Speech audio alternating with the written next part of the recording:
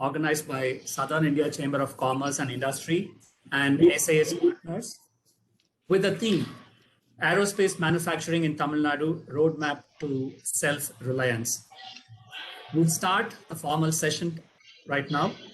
Before that, may I ask the participants who are unmuted to kindly mute themselves so that we have a good ambience this afternoon. I would now like to start the proceedings officially by requesting Mr. A.R.M. Arun, President, Southern India Chamber, and Chairman, Valingro Group, to deliver the welcome remarks, please. Mr. President. Yes, thank you, Vinod. Thiru MC Sampath, Honorable Industries Minister, Government of Tamil Nadu, Air Marshal, Shashiker Choudhary, AVSM, VSM, Officer Commander of the Indian Air Force, Air Marshal M. Matheeswaran, former Chief Integrated Defence Staff, Mr. B. Elangovan, Senior General Manager, TIDCO, special invitees to today's event, ladies and gentlemen. It is my pleasure to welcome Air Marshal Choudhary, AVSM, VSM, Officer Commanding-in-Chief, Indian Air Force, to today's event, and we certainly appreciate him in addressing us. I welcome Air Marshal Retired Matheeswaran, former Chief Integrated Defence Staff, and Mr. B. Elangovan, Senior General Manager, TIDCO. We also appreciate the partnership with SICCI in organizing this very important event today. I would also like to warmly welcome each of our participants this afternoon. While Thiru Sampath, our Honorable Industries Minister, could not join us today, we welcome his recording his comments and sharing his thoughts with us.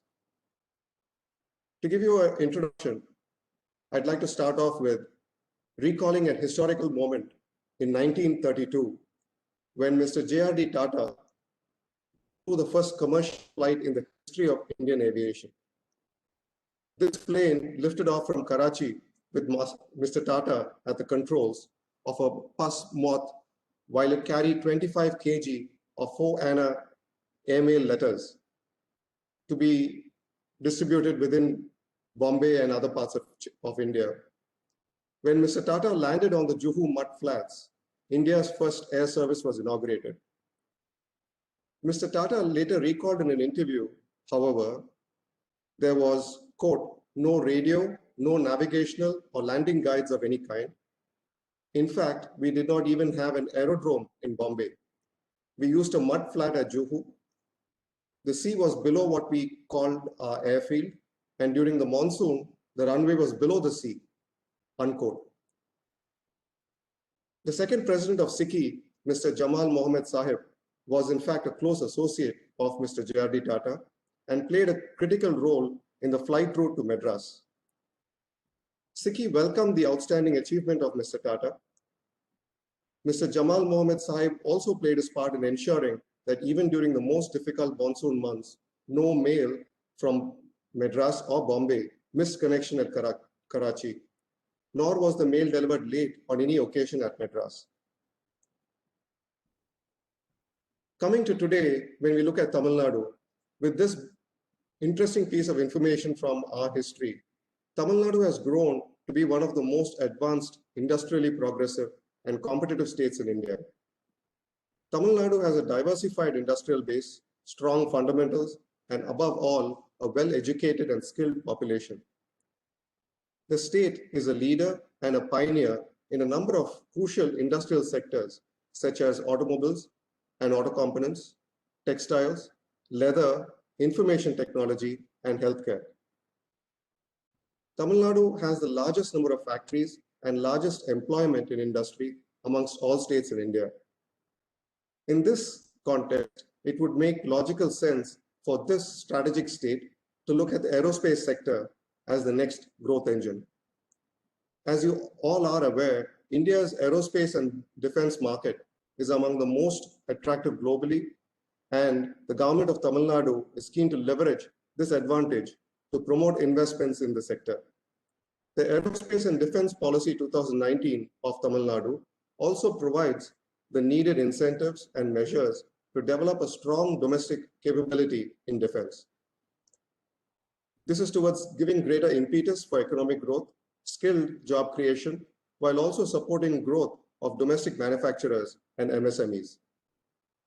The Tamil Nadu Industrial Policy 2021 to 2025, which was unveiled by the Chief Minister Edappadi K. Palanisamy recently, aims to achieve 4 key objectives, namely, number 1, attract investments worth over 10 lakh crore rupees. Number 2, achieve an annual growth rate of 15% in the manufacturing sector. Number 3, increase contribution of the manufacturing sector to 30% of the state economy by 2030 from the current 25% now. And number 4, to create 20 lakh jobs. This industrial policy provides a structured package of incentives for companies looking to invest more than 500 crore rupees in the state. While it offers 4 different subsidy models to investors, namely state GST reimbursement, fixed capital subsidy, flexible capital subsidy, and turnover subsidy, the policy also provides a bigger set of incentives in sunrise sectors. SICCI believes that with the Industrial Policy 2021, Tamil Nadu will emerge the leader not only in traditional industries like automobiles, textiles, and industrial products, but a leader in the aerospace sector as well. When we look at the aerospace sector, according to the recent report from the Stockholm International Peace Research Institute, SIPRI, India is the world's second largest arms importer. India accounts for 9.2% of global imports and is the 23rd biggest exporter with a minuscule 0.2% of the global share. This report goes on to state that India is the 3rd largest military spender in the world after the US and China. India's military spending grew 6.8% to $71.1 billion in 2019. India's defense forces are the 2nd largest in the world, and its defense budget is the 5th largest globally. In spite of all of this, our defense forces are short of almost all types of combat aerial platforms. The current chief of the air staff has reportedly been loud and clear about supporting indigenous manufacture of aircraft under Make in India, and has also asserted that there will be no import of aircraft in the foreseeable future. As a rough projection, it is expected that the Indian Air Force will need to induct about 450 new combat aircraft over the next 3 decades or so. In the field of UAVs, DRDO organizations such as the Aeronautical Development Establishment, ADE, the National Aerospace Laboratory, NAL, Hindustan Aeronautics Limited, HAL, and Bharat Electronics Limited, BEL, have been working on projects which again offer numerous opportunities for our companies. Manufacturing for the aerospace sector is a complex exercise for a number of reasons. It is capital intensive, it has high technological requirements, and also has a prolonged gestation period. Apart from these, there are also the systemic challenges manufacturers face in terms of the supply chain itself. While the industry has certainly come a long way, it is still evolving to overcome the challenges it has traditionally faced, like cost of raw materials being high, the availability of skilled labor, technological requirements, and the procurement of parts from multiple manufacturers. In this context, the pandemic has certainly hit the aerospace sector badly. India was expected to add nearly 2,000 new aircrafts to its existing fleet by 2030.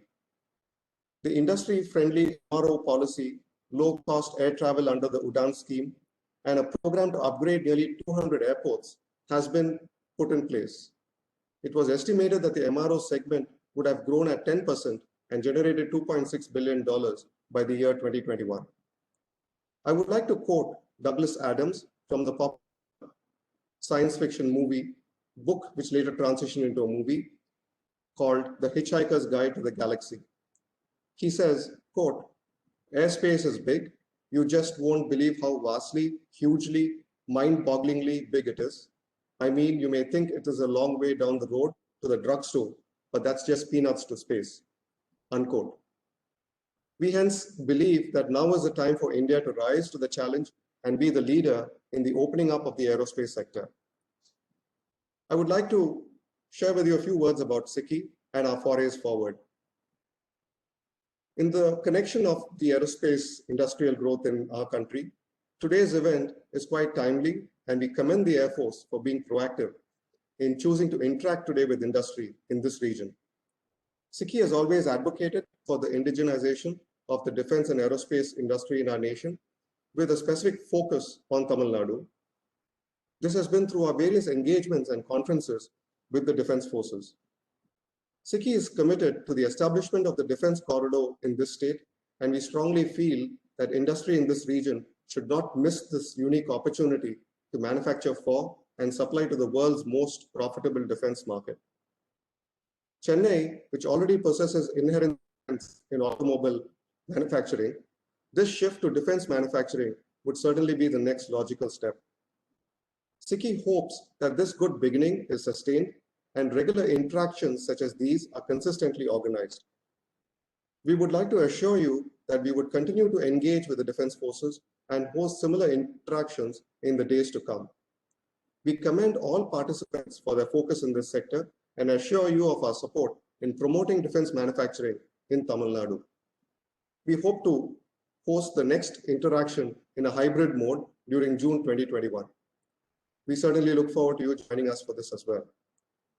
I would like to take this opportunity to thank SAS Partners for their support and helping release the knowledge report. With these few words, I would like to welcome each one of you once again and wish you all a fruitfully and intellectually enriching learning experience today. Thank you. Thank you, Mr. President, for your interesting and insightful address. I would now like to request Air Marshal Shashiker Choudhary, AVSM, VSM, Air Officer Commanding in Chief, Indian Air Force, to address the participants. And as participants would be aware, this is a series of events that the Southern India Chamber has been organizing, beginning with our interactions with the Indian Navy in the month of December. And this edition, we are having this interaction with the Indian Air Force. And moving forward, as our president mentioned, we would be planning for an interaction with the Indian Army, preferably in the month of June. So we would like our members, participants to support us in all these initiatives and help us take this agenda forward. Without further ado, I would like to invite Air Marshal Shashiker Choudhary, AVSM, VSM, to address us, please. Please, sir. Good afternoon, everybody. Am I audible? Yes, sir, you are, sir. Okay. Good afternoon.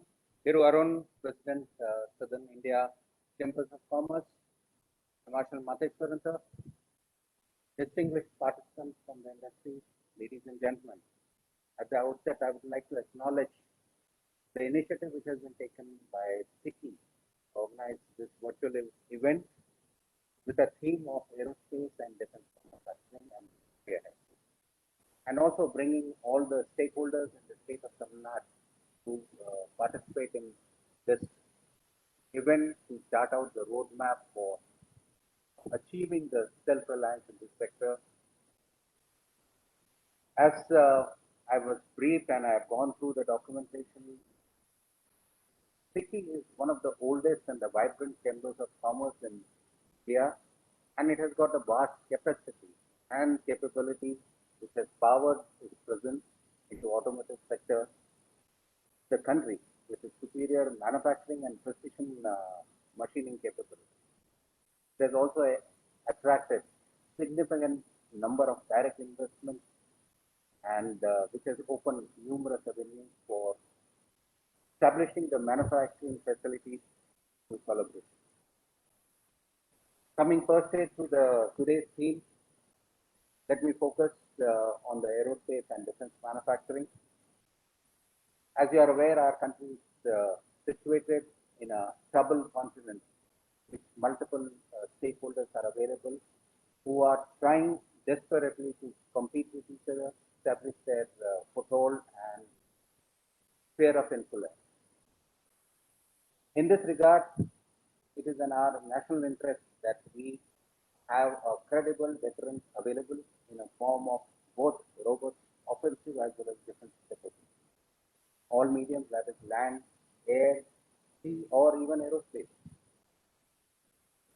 As you have just brought out, Mr. President, a significant amount of our budget is being used for procurement of arms from abroad, and the primary reason has been non-availability of niche technology in our country. And that's how we have not been able to produce the arms, and we are looking forward from procuring the same from outside. Traditionally, the defense manufacturing has been reserved to CPSUs and ordnance factories in the past. However, it is a pity that these organizations, though took the technology, never ever invested into house development of R&D and technology, and that is where we always remain dependent on the foreign OEMs to acquire newer and smarter technology. However, it has been seen that with the kind of level of technology which is available in the state of technology, in the state of Tamil Nadu, there are large number of manufacturers who are very actively involved in manufacture of large scale and complex aircraft helicopter structures and are exporting the same to the leading aircraft manufacturers in the world. What is more important is that we attend self-reliance and R&D, design, development of newer technologies, design of complex equipment, manufacturing capabilities, which are crucial for maintaining our strategic autonomy and preserving national interest. Having realized that self-reliance is a major cornerstone on which multi-capability of India should rest, there has been a transformation in the approach towards encouraging the indigenous industry. In the recent time, a strong impetus has been given to achieve the self-reliance through the Atmanirbhar Bharat program, and a number of initiatives have been put in place to accelerate this process. To name a few, which I am sure you are aware, but I would still like to bring out the decision to put an embargo on import of 101 different types of defense equipment from abroad, so as to encourage the indigenous manufacturing capability. Similarly, DRDO has come out with a list of 108 items, which will be designed and developed with the help of Indian industry, where the DRDO would be providing supporting. The FDI in the defense sector on the automatic route has been increased 74% and through government route to 100%. This will bring in large amount of technology as well as the funding.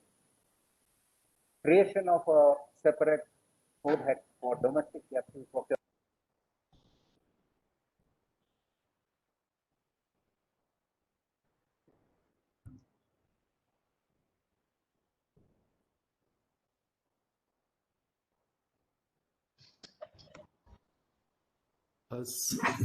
Sir, you're muted, sir. Can you hear me? Yes, sir. Now we can hear you, sir. Mr. Choudhary, can I request you to try to see if you can have the mic closer to you? Am I audible now clearly? Yes, sir. Now, sir. Yeah. Thank you very much.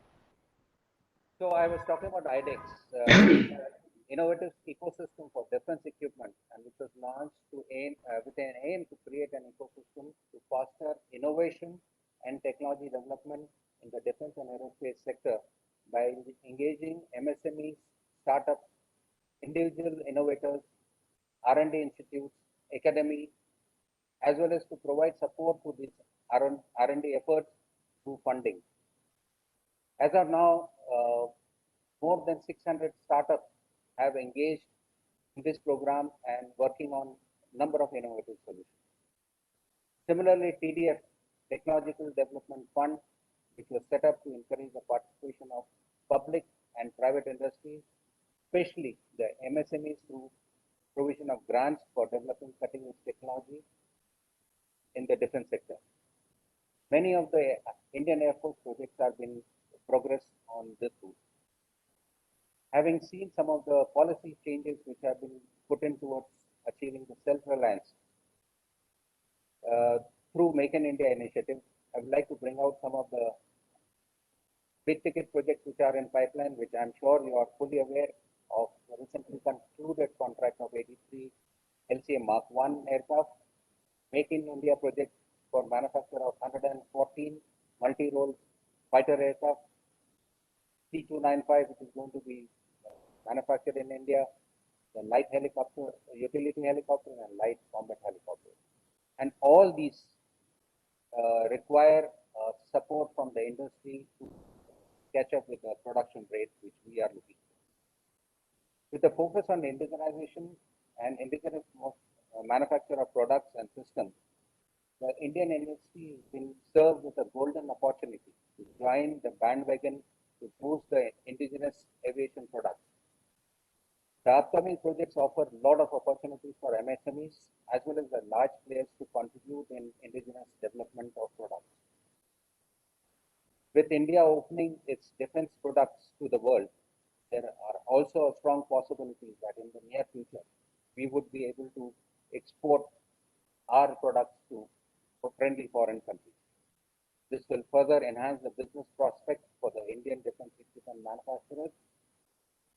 Government recently accorded approval for export of 156 lines of defense equipment to the friendly foreign countries, which include LCA, artillery guns, tanks, explosives and missiles, which is considered as a strong step to boost the indigenous defense production capability.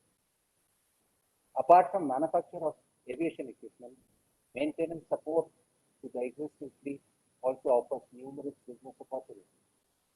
I would like to draw your attention towards indigenization efforts initiated by IAF. It operates a mix of legacy as well as the latest weapon systems for cutting-edge technology. With the fast-paced development of newer technology and obsolescence of the equipment in use, the systems are required to be sustained through sound product support. It is experienced that with the required support diminishing over a period of time, there is a huge challenge in maintaining this operation state. Therefore, self-help through indigenization has been the focus area of Indian Air Force to sustain its fleet. It has become very important for us, and that is the reason why the focused effort has been going on. If I may quote Air Chief Marshal B.S. Dhanova, he had quoted that I fly a MiG-21 which is 4 decades old, whereas you can't drive a car which is 15 years old in India. It is all possible because the indigenous efforts which have been put in place over the period of time, and we have been able to sustain the fleets even though the OEMs have stopped production of spares and providing product support. These are required to sustain the aircraft and system range of equipment and offer opportunity in industries. The areas of indigenous development of systems, subsystems, indigenization of spares and weapon systems, additionally, indigenization of tools, testers, ground support equipment, reclamation of parts, etc., are also areas which present large scope for the industry venture into these. IF has also been engaged in indigenization process since last 4 decades, and we have always encouraged development of indigenous defense equipment through focused and sustained efforts. The base repair depots, which undertake major repair, overall modification, and provide support to the existing fleet of aircraft, helicopters, and other systems. These base repair depots have nodal technology centers which pursue the various indigenization and development projects. The NTCs or nodal technology centers partner with the industry, R&D labs, academia, and further process the development. These NTCs also function as the incubators and provide necessary support in obtaining necessary certification and quality requirements. It handholds and carries out coordination for all required testing and type approval. As on date, we have got more than 1,000 manufacturers who are registered with various PRDs and participating in various indigenization programs. The details of various requirements have been posted from time to time on the Air Force website, and with the concerted effort of our base depots and active participation of the industry, we have been able to indigenize over 50,000 lines of spares till date, which are being utilized for maintenance and sustenance of our company. Apart from sourcing the spares, the requirement of MRO or repair and overhaul of the equipment is also another area where the industry in Tamil Nadu can help Indian Air Force to sustain the fleet. Presently, large number of repairables of the foreign origin from both Russian as well as Western are being sent abroad for its repair and overhaul, as the transfer of technology could not take place earlier, which is not only an expensive affair but also takes very long time to get the required maintenance support. From the opposite, it is evident that aviation and aerospace sector offer ample opportunities.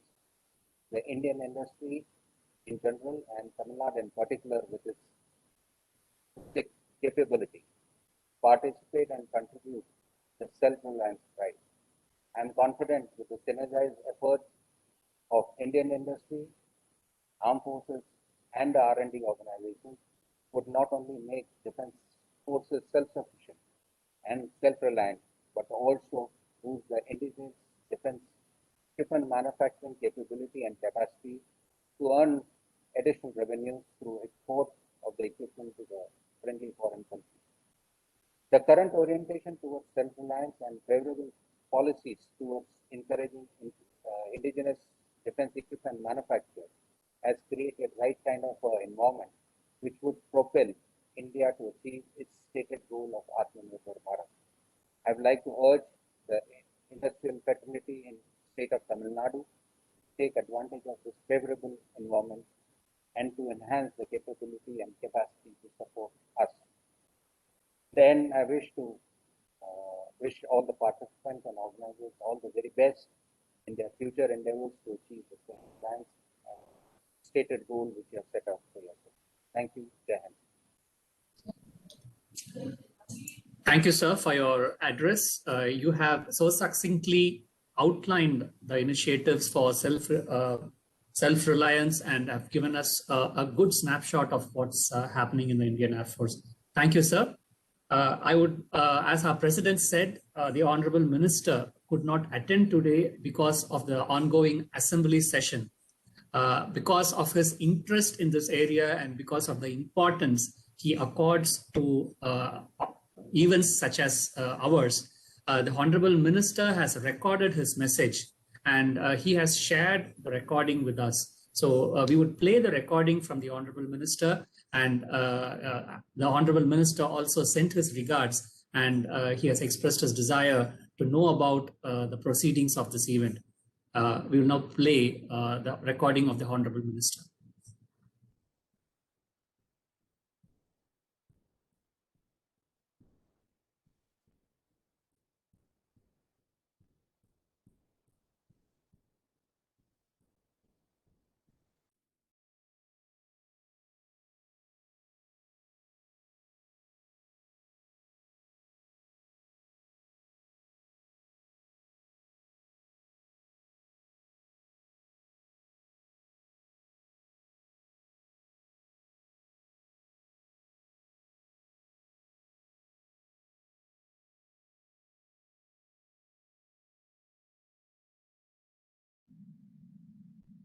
Dignitaries known to be one of the most advanced industrially progressive and competitive state of India, with a very diversified industrial base, strong fundamental and on above all a well-educated and skilled population. The state is a leader and a pioneer in a number of crucial industrial sectors such as textile, leather, automobile, and auto components, information technology, and healthcare. Tamil Nadu has the largest number of factories and largest employment in among all the state of India. In this context, it would make logical sense for the state to look at defense manufacturing as a next growth engine, especially with a draft Defense Acquisition Procedure 2020 and the draft Defense Production and Export Promotion Policy 2020 announced by the Minister of Defense. As you are well aware, India's A&D market is among the most attractive globally, and the government of Tamil Nadu is need to leverage this advantage to promote investment in the sector. The Aerospace and Defence Policy 2019 of Tamil Nadu provides the needed incentives and measures to develop a strong domestic capability in defence to give greater inputs for economic growth, skilled job creation, and to support growth of domestic manufacturing and MSMEs. Tamil Nadu announced its a new industries policy 2021 last week with an aim to garner investment worth about rupees 10 trillion by 2025 and great employment opportunity for 2 million by 2025. I am confident that through the new industrial policy 2021, we will achieve an announced growth rate of 15% in manufacturing. Additionally, our government also announced the MSME policy 2021, which has set a target to attract new investments worth 2 trillion in this sector by 2020 and create additional employment opportunity for 2 million people. All these initiatives would make Tamil Nadu a strong hub for global manufacturing, especially in the aerospace and defense sector. The state is also focusing on improving infrastructure and reducing the cost of doing business by developing dedicated industrial parks with the defense and aerospace parks in Sriperumbudur and Sulur being notable examples.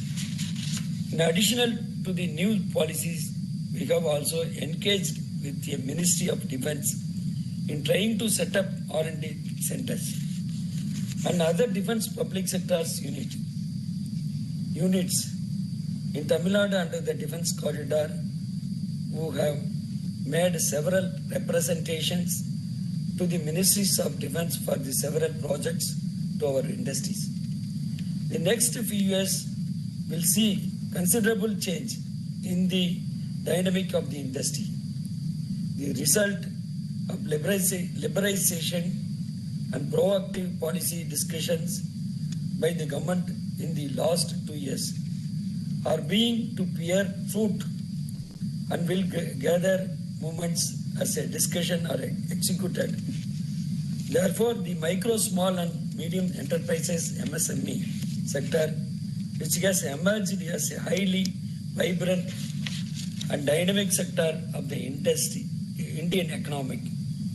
Over the last 5 decades, need to integrate themselves into the supply chains of national and international defense measures in order to reduce dependence on foreign supplies and also to gain a foothold in the international aerospace and defense market. In this connection, this event is quite timely, and I commended the Indian Air Force for being proactive and for choosing the interact with the industries in this region. I hope that this good beginning is sustained and regular interaction such as these are consistently organized. I commended all the participants for their focus in this sector, and I assure you of the support of the industrial department in the promotion of defense manufacturing in the state. I also take this opportunity to thank SICCI for their support. With these few words, I wish you a fruitful and enriching learning experience today. Thank you. Nandri, Vanakkam.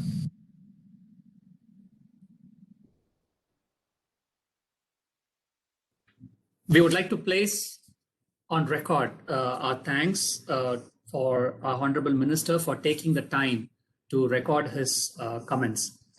I now request M. Matheswaran, the former Deputy Chief of Integrated Defence Staff and Founder, Chairman and President, the Peninsula Foundation, to deliver the theme address. Over to you, sir.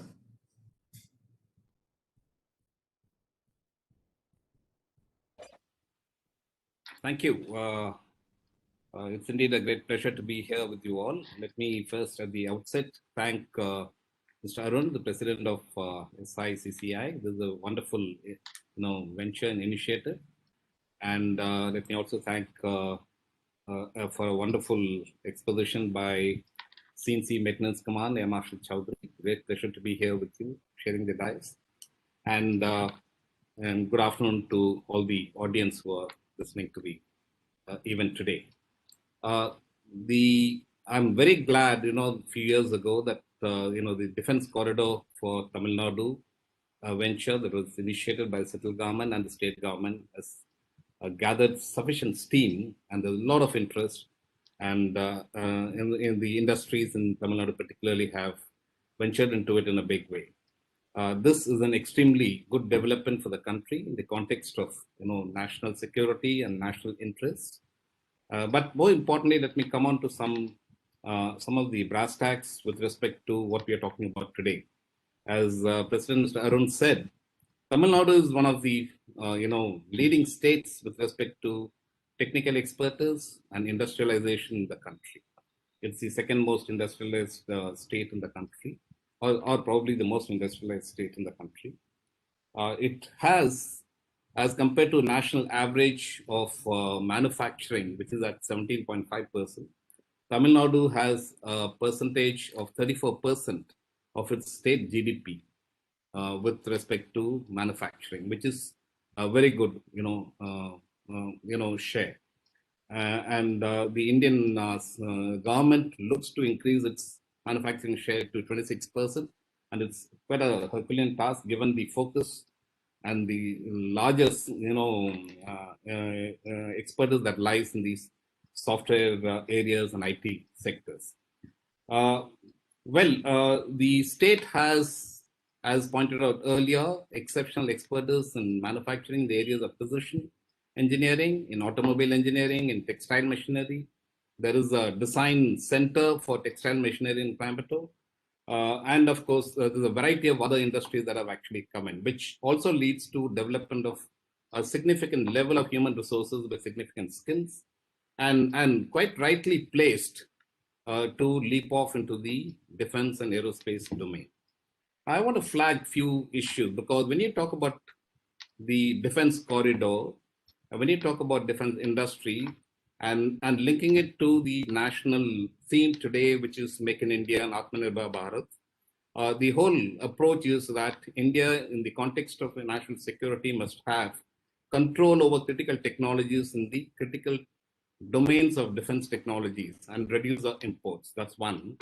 And second, when we talk about defense corridor, then we talk about developing an ecosystem. And all along, over the last 50 years, the development of an ecosystem has been, the most discussed subject for policy analysts and policymakers. However, we've not gone about it, reasonably well in the past because, like pointed out by the CNC, most of the focus has been on public sector units. The private sector was rarely allowed to enter the defense sector. And that step started off in early 2000s. I was part of the Kelkar committee deliberations for a long time. And with those changes, we moved gradually. Today, the doors are fully open for private sector to enter into it. But an ecosystem is vital.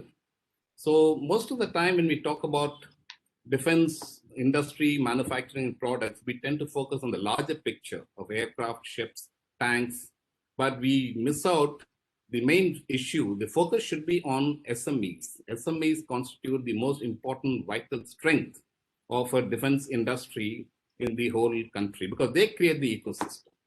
The larger players become system integrators. They could outsource from anywhere.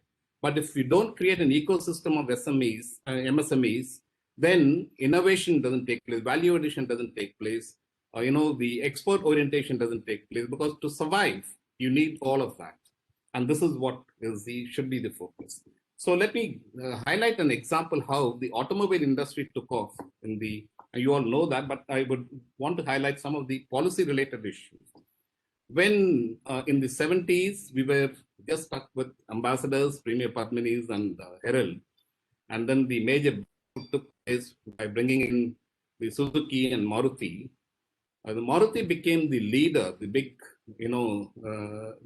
institution that enabled the development of an ecosystem. I'm sure most of you would have read Vijay Mathur, who was one of the main personalities under, the chairman, who's written a fine book on the Maruti story. And in that process of developing small, concerns and small MSMEs and developing the ecosystem, that played a vital role in developing the automobile sector. So you found within 2 decades, the components industry, the MRO, repair and overall, infrastructure, the ecosystem set itself on its own with of course, the government support and policy support was there to some extent. But another major orientation was very soon they moved into benchmarking themselves because Suzuki insisted that, benchmarking themselves to international standards. And they opened out into the export market. So export is vital for growth, for setting up standards. And once they broke into the export market, quite naturally, they were more competitive in terms of price. They benchmarked themselves in terms of quality.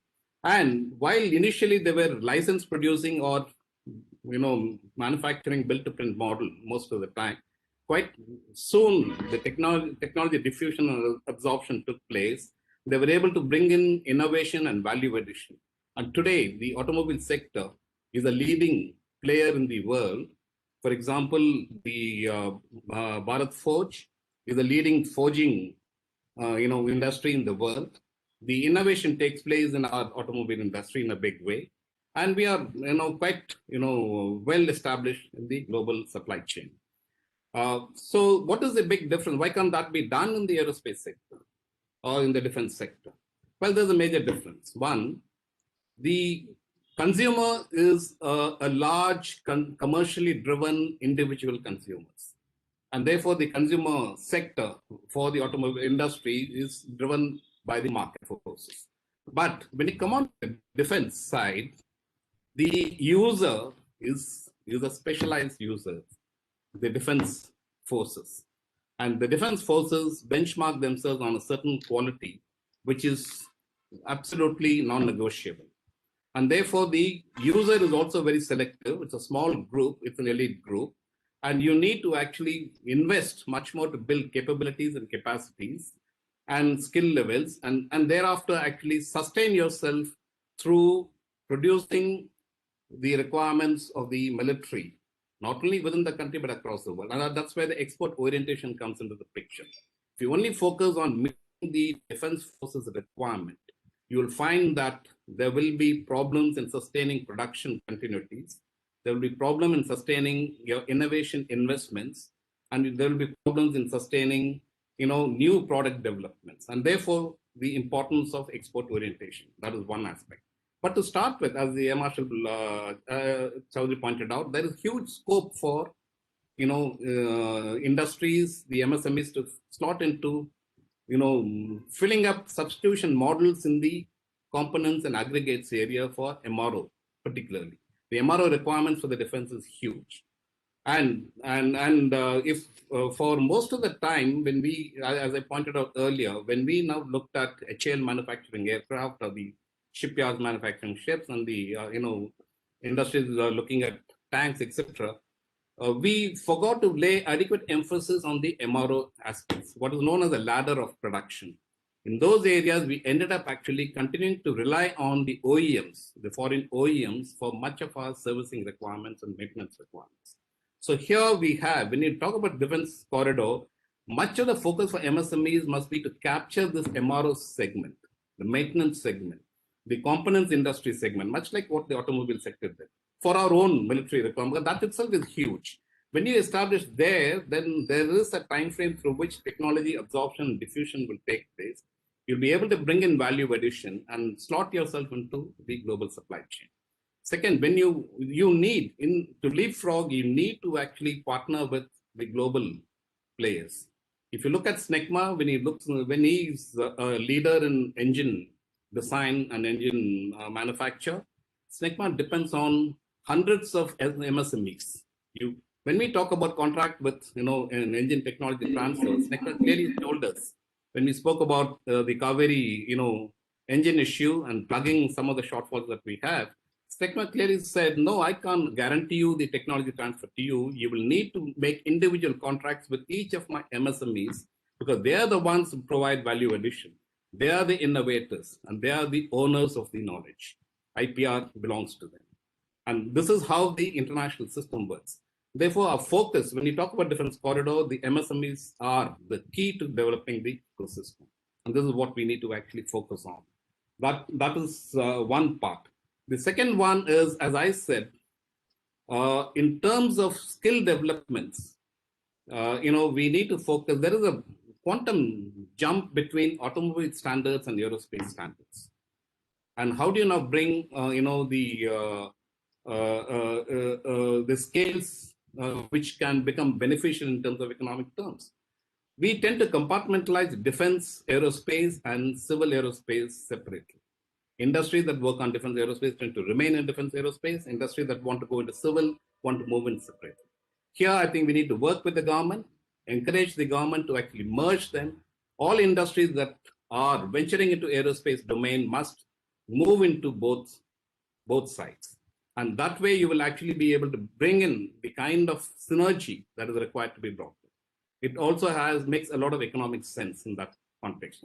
But there is a bit of a difference. The defense sector, in terms of certification and standards, is a little different, but we have well-established standards that are already available, right? With CEMILAC leading the way and meeting some of those standards requirements and getting your clearances to be able to substitute some of the components that are, originally imported and redo them and getting them tested. We need to give a big push to that. There's been a lot of reluctance in that area. Only if you push that area and have confidence in Indian industries to be able to replace, the same components, for example, a hydraulic pump is replaced and substituted by Indian-made hydraulic pump by one of the Indian MSMEs, gets cleared by the CEMILAC and gets accepted. Not wait for the OEM to actually give the certification all the time. That kind of a risk we have to take to push. That is how the Israelis do it. That is how the French did it. And that is how the Chinese do it. This is an area we need to push the government constantly to be able to do this. Because I've seen this. I've raised a lot of questions with respect to HAL, who've been license producing for more than 50 years. And this has been a problem area why we haven't developed our own industries to replace much of the dependency on the OEMs. That is one area that's significantly available. Similarly, when you move on to civil aviation requirements, I think the policies are now changing. They're becoming enablers. But it was in the past, while Indian civil aviation sector grew by an average of 25% year on year over the last 15 years, all the airlines were sending their aircraft for servicing and MROs to Colombo, to Bangkok, to Singapore, and to China. And in fact, I did have a major discussion with the facilities that were coming up in Fujairah and in Dubai.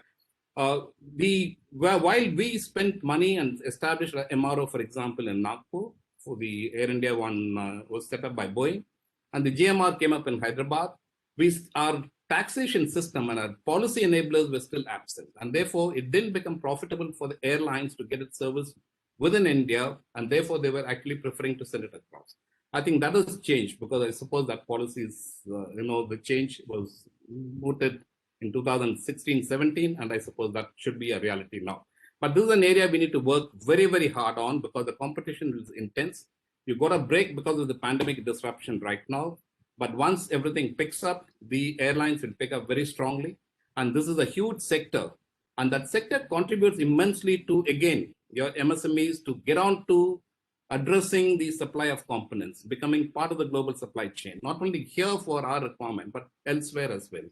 And capturing the MRO sector. MRO is a huge enabler, both in terms of technology absorption, it creates skill levels, and then allows you to become, an innovator subsequently. When I first visited Singapore Technologies in 2004, 2005, Singapore Technology at that point of time was doing civil aviation MRO business for worth over $2 billion at that point of time. And they were the major one at that, in that time frame. The Chinese have come and overtaken that much within the next few years. So this is an area that we need to be conscious about. So synergize civil aviation and military aviation from the context of developing manufacturing capabilities which can address both. Understand and synergize your requirements to get aligned with military certification requirements and civil certification requirements, which should largely be focusing on EASA and FAA certification requirements for your products. Only then the airlines will accept that. Most airlines that set up MROs now tend to look at setting up both engine overall and airframe overall together. And here's that's in a way it's a good opportunity because you'll have GE coming and setting up everything over there. But once an Indian industry, an Indian enabler takes over or becomes part of suppliers to enabling the MRO sector, then you gain immensely in that process as well. I believe the sector in the peninsula, the quadrangle as I call it, Chennai, Bangalore, Pune, Hyderabad, is the aerospace segment, aerospace quadrangle in the country. It combines human resources, it combines a lot of technical capabilities, combines a lot of industries with tremendous foundational strengths. This can be leveraged to great extent to develop an ecosystem that we can be very proud of and which can actually compete internationally and become part of the global supply chain. And let's work towards that part. And I think that is the way to go. Thank you very much for this opportunity. And I hope you've enjoyed what I've said today. Thank you. Thank you, sir. Thank you, sir. We certainly enjoyed a broad perspective and valuable points. And we would be sure to incorporate that into our future strategy and our outreach. Thank you, sir. I now request Mr. B. Elangovan, Senior General Manager Projects, Tamil Nadu Industrial Development Corporation Limited, TIDCO, to address us. Mr. Elangovan is a veteran. He has been in this field of promoting defense and aerospace in Tamil Nadu for decades. And it is our pleasure to have him here and to listen to his feedback and comments. Mr. Elangovan, please. Thank you, Mr. Solomon. I hope I'm audible. Yes, sir. You are loud and clear, sir. Honorable Minister for Industries, Government of Tamil Nadu, Air Marshal Choudhary, Air Marshal Matheswaran, through Arun, President, South India Chamber of Commerce and Industries, other speakers, dignitaries, and ladies and gentlemen. First of all, I thank SICCI for having given me an opportunity to share with you about Tamil Nadu Defence Industrial Corridor. I would like to apprise the gatherings about some of the initiatives that Government of Tamil Nadu and TIDCO has taken over the period to achieve the objectives of the indigenization and indigenization drive of the Defence Ministry and Defence Forces. as we all know, ever since the announcement and the inauguration of the Defence Industrial Corridor by the then Defence Minister in January 2019, a lot of enthusiasm has engulfed among the industry circle and the stakeholders. At the time of launching of the Defence Industrial Corridor by the Honorable then Defence Minister Madam Nirmala Sitharaman, there was a commitment of investments of around 3,123 crore by 10 different companies in Tamil Nadu. As of now, out of these investments, as of now, 960 crore has already been invested, that is realized, and the balance is in various stages of implementation. Apart from this, after the announcement, more than 7,500 crore investments are being planned by more than 20 different companies who are mostly oriented defense manufacturing in Tamil Nadu. All these industries are in across 5 nodes in Tamil Nadu. Out of these, 1,100 crores has already been invested, and we are hopeful that by 2023, the target of achieving 10,000 crore investments in Tamil Nadu Defence Corridor would happen. The government of Tamil Nadu is committed to provide and create an environment where both OEMs and the down the line tier 1, tier 2, tier 3 companies would coexist and find themselves at home in Defence Corridor. With an intent to give a major fillip to the aerospace and defense industries in the state, our government is in the process of revising the existing aerospace and defense policy. We are hopeful that the revised policy, which is in the anvil, has attractive features that will address the concerns of the defense industry. As of now, as we all know, Tamil Nadu has a very strong manufacturing ecosystem. All the 5 nodes in Tamil Nadu, that is Chennai, Coimbatore, Trichy, Salem, and Hosur, have their own unique capabilities, strengths, and growth potentials. TIDCO has chalked out a plan for creating adequate infrastructure in each node and provide facilitation to aerospace and defense industry and other entrepreneurs. The government has aggregated larger land banks to set up the defense industries in all the 5 nodes. For example, in Chennai, we have developed 250 acres of land as Defense Park in Sri Perumbudur, wherein more than 20 companies have already started their constructions. And in Coimbatore also, government is planning to create a defense park in 500 acres closer to the Sulur Air Force Station. Like that, in each node, we plan to create the larger land banks to accommodate the defense industrial investments. We have engaged recently the KPMG as our advisors to handhold us for implementing this aerospace defense corridor program. As Air Marshal has rightly emphasized, the MSMEs are the key elements of the defense manufacturing ecosystem. We propose to leverage the strengths of the MSME sectors clusters. This has been the focus area of both central and state government as well. TIDCO is promoting the creation of common infrastructure facilities in each of the 5 nodes of the defense industrial corridor, which includes, which will support manufacturing, skill development, and testing, etc. This is a critical gap area that industry has brought to our notice. And one example is that Trichirappalli Engineering and Technology Cluster, that is we call it a shortly TREAT, as one of the cluster which has developed a common facility center wherein TIDCO is taking more than 40% of the equity. TREAT is a center that has been working very successfully since 2017. It has a very generous grant from central government as well. Members of the industry in Trichy has also invested a huge amount for setting up this common facility. TIDCO is stepping in as an equity partner to help enhance the common facilities at this center and also aiming at catering to the aerospace and defense industry sector. As of now, only 10% of this output is towards the defense sector. We plan to increase to 30 to 40% in 2 to 3 years time from this Trichy Common Facility Center.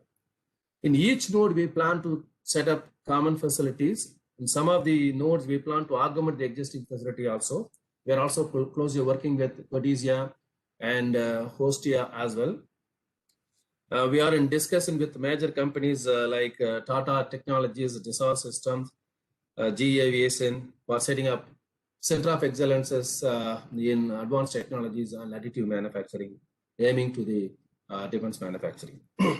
Similarly, we are very keen to set up the defense testing infrastructure, testing facilities, which is the real lacuna where all these MSMEs are facing. We have recently submitted our request for information to the Government of India, wherein we have stated that we plan to set up the common testing facility, defense testing facility in 3 different locations. One is in Trichy, and other one is in Chennai itself, wherein the Aero Hub is coming. And third one is in Ulundurpet, where we want to create a testing facility exclusively for unmanned aerial vehicle systems. Today also we had a meeting with the stakeholders to frame up the project proposals. Apart from these, we are also conducting the vendor meets to cater to the defense forces and the OEMs as well. We have had several rounds of discussions with defense BRDs and HAL and institutions like ADA to create a very stronger local supply chain ecosystem. As of now, there is really there are certain gaps, and we want to bridge that gap, being a platform wherein the suppliers will also approach TIDCO, and wherein the defense forces who need the equipments and sub-assemblies and components will approach TIDCO, so that we can form a platform as a bridge. So this is how we are trying to create the local ecosystem. And we're also our confidence level has really growing up as a result of our continuous interactions with the key stakeholders like DRDO, DDP, Armed Forces, DPSUs, ISRO, and OEMs, and then the industrial units across our state. We are happy to understand that recently Government of India has offered orders to HVF and CVRD to the tune of 20,000 crore. Out of that, most of the value will go into the MSMEs who are forming the supply chain ecosystem around that area.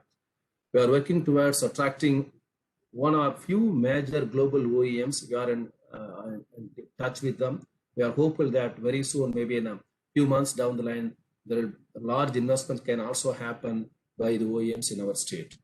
And TIDCO also has made efforts to synergize the efforts of the industries department, the MSME department, and the guidance and other Tamil Nadu investment agencies such as guidance, TIC, Tamil Nadu Industrial Finance Corporation, to name a few, to avoid duplication of our efforts and achieve the target set for the Tamil Nadu Defence Industrial Corridor.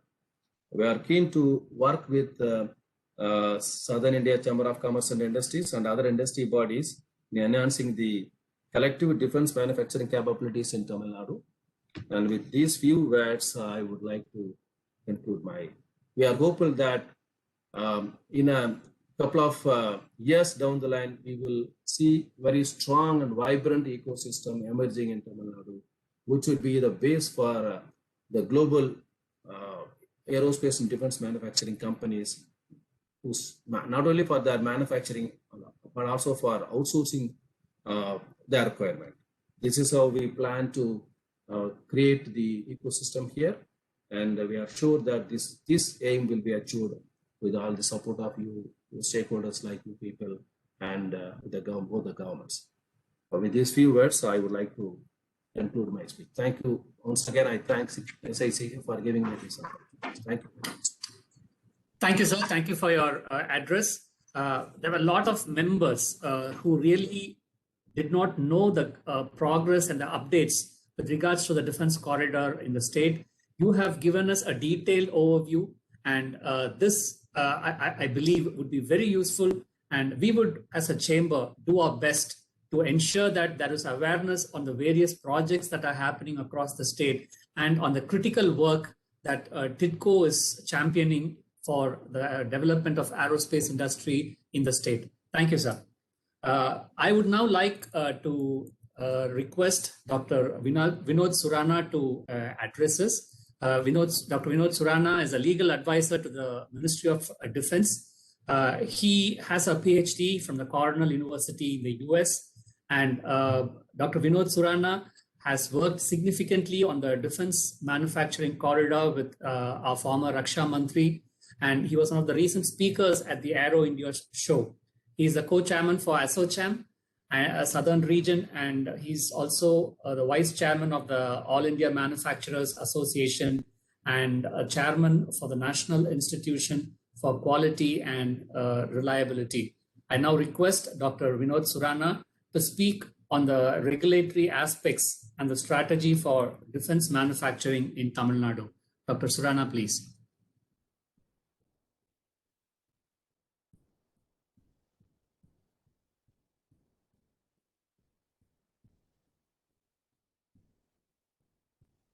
Dr. Surana, we are not able to hear you.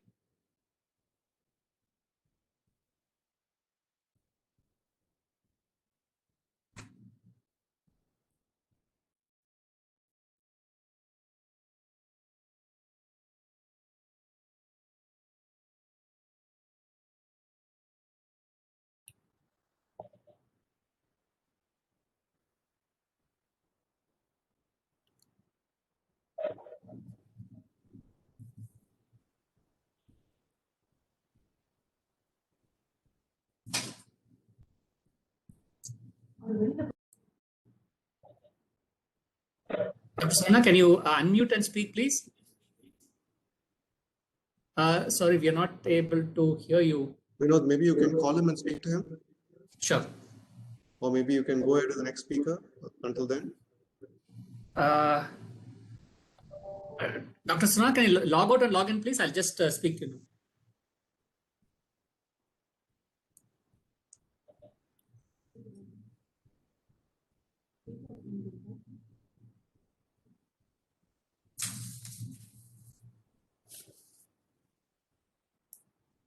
Friends, we are also preparing a report on aerospace manufacturing in Tamil Nadu, the status, jointly with SAS Partners. So this report would be released tomorrow.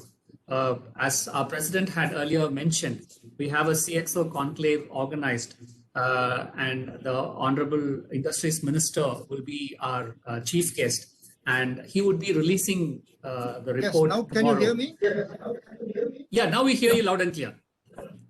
Please go ahead, Dr. Thank you. The floor is yours. Honorable President of the Southern Chamber, Mr. Arun.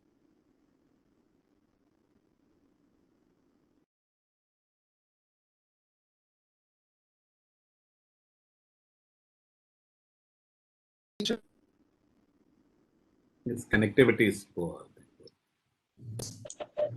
Mr. Surana, maybe we should, you can turn off your video and just join by audio.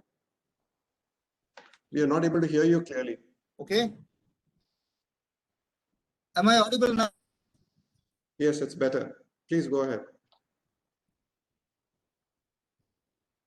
Okay.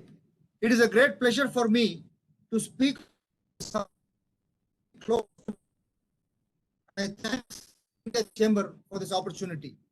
I have been asked to speak on the topic of regulatory aspects in defense manufacturing, and a strategy for Tamil Nadu.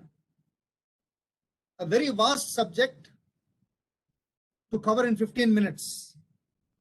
So I will attempt to give you a broad view and will be glad to answer as many questions as possible and as time permits.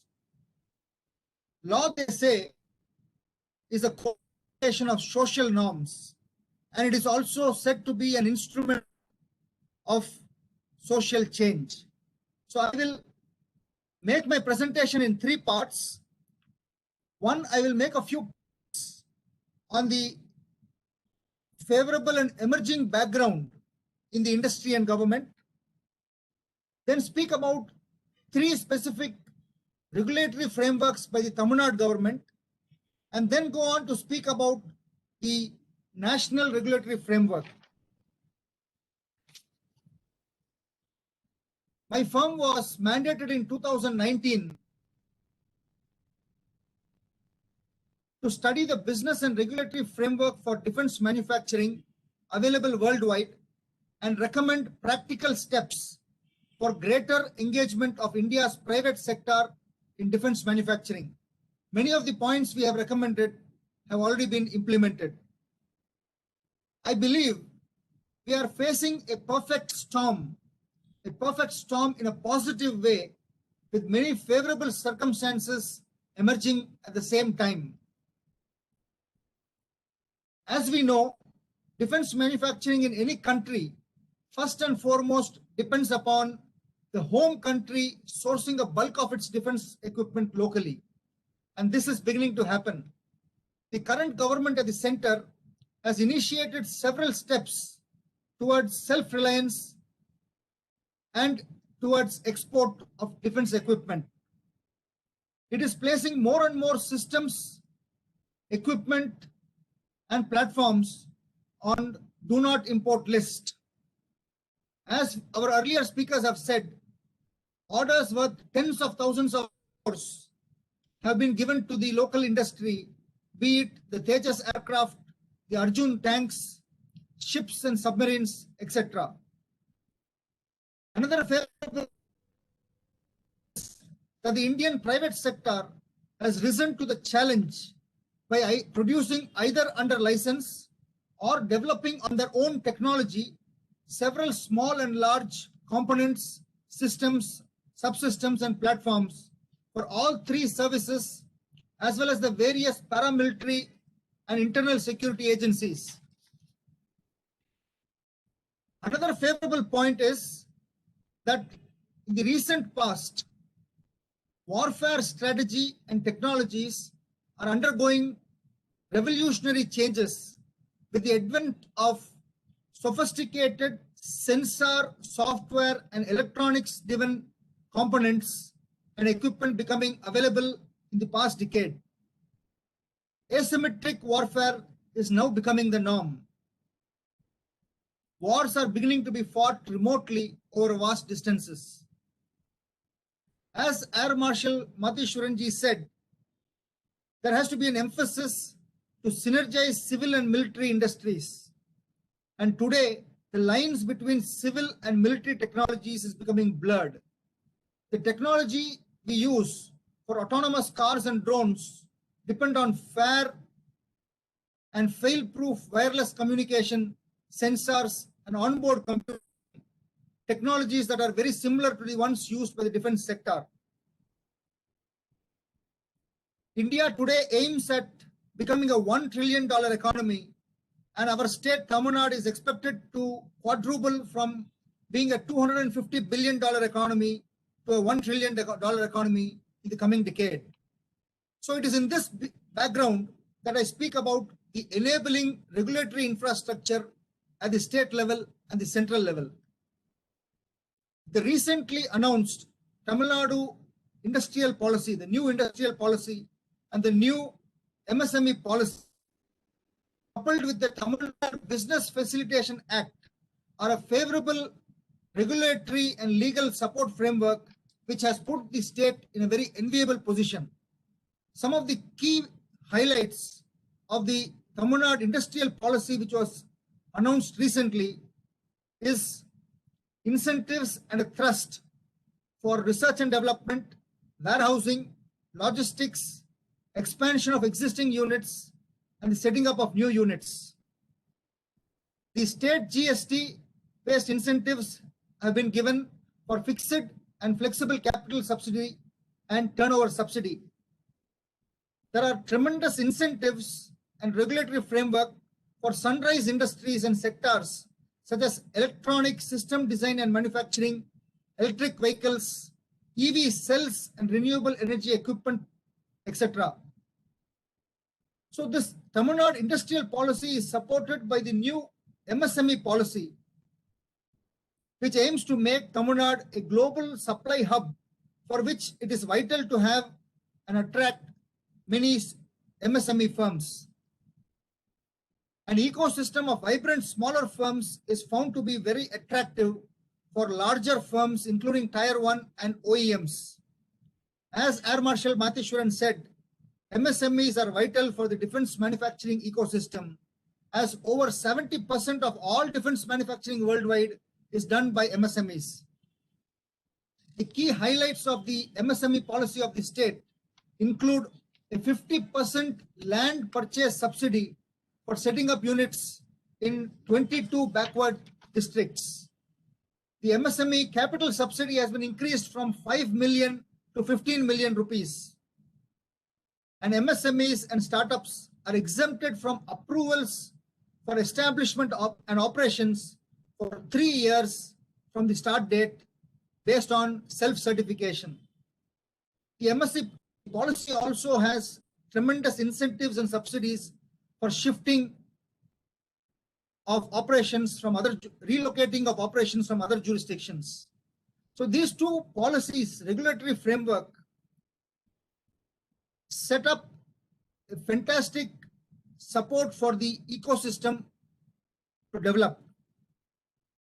This, coupled with the Tamil Nadu Business Facilitation Act of 2018, which has been a pioneering legislation which not only facilitates single point of receipt of applications and grant of clearances, but also provides for time-bound renewals with an effective guidance redressal mechanism, and very importantly, fines on competent authorities who fail to act within prescribed time limits. So these three regulatory frameworks are very powerful system for promoting industrial growth in Tamil Nadu. Now coming to the second part, which is the role of the government of Tamil Nadu. Mr. Elangovan has given in detail the various steps the government of Tamil Nadu has taken in the last 3 years, following the case study which I had presented to the government of India. A part of the case study also mentions about the last part of the envisaged corridor, Hosur, which has the country's longest airstrip and a good ecosystem for developing MRO facilities and aerospace related manufacturing facilities. One point which the government of Tamil Nadu could consider is to lobby with the central government for establishment within the boundaries of Tamil Nadu various R&D labs and the defense public sector undertaking units. Democracy, after all, is a system of competitive lobbies. Lobby to get in these R&D units, labs, and DPSU units, apart from the ones which we already have. Now let us take a look at.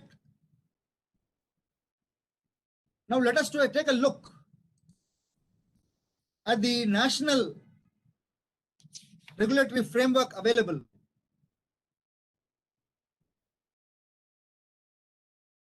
Procurement procedure of 2016, institutional basis, streamlines and simple procedure to boost local manufacturing or make in India. The DPP aims to promote indigenous design and manufacture of defense platforms and systems and subsystems. The recently announced Defense Acquisition Procedure of 2020 has a thrust on self-reliance, what we call Atmanirbhar Bharat. The DAP 2020 aims to strengthen domestic industry through the Make in India initiative. Technical points in the DAP, we have 3 different categories, like Buy Indian, 50% indigenous content, Buy Indian, 60% indigenous content, Buy Global, also have another category called in which there are two subcategories. The details are on the screen.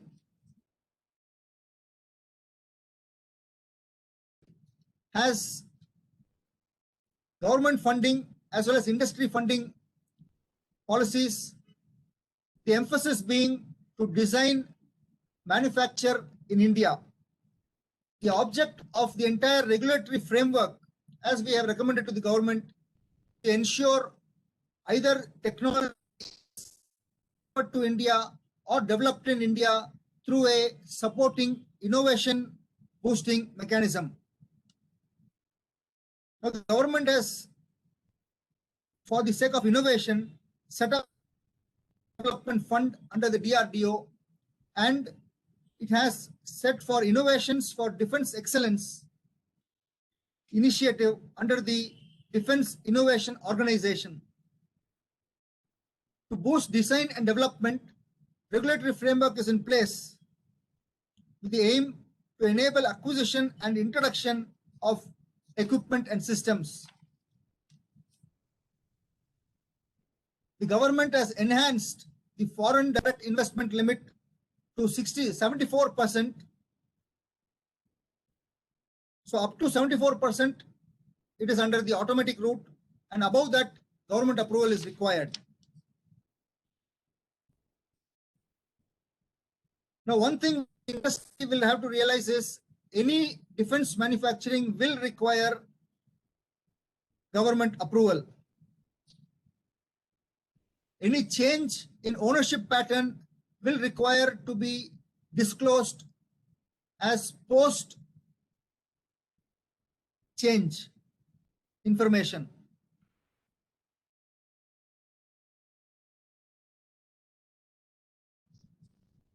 A quick overview, if you take a look at this slide, it will give you a list of various the defense manufacturing, though this, and it lists down many rules and regulations and laws. What is happening today is the entire framework supported by the central government and the state government is one of enabling the private manage and manufacture high quality, high technology defense items in India. The mechanism, the Arbitration and Conciliation Act, provides for very strict timelines within which disputes have to be settled, disputes have to be adjudicated. There are penalties if the arbitration goes beyond the mandated time. The Commercial Code in 2018 has a strict time limit for adjudication of disputes. Mediation has become mandatory. The whole point I'm trying to make here is that even the dispute years or decades has been a source of ridicule, has now become very, very industry friendly, and it is as per international norms. I mean, I've tried to give you in a very short time a broad framework of what we have, what has been happening in India in the industry at the regulatory framework level at the state, at the regulatory framework level at the center. I will be happy to answer any number of questions either now or immediately after the panel discussions. Sorry, thank you. Thank you, sir. Over to Vinod Solomon.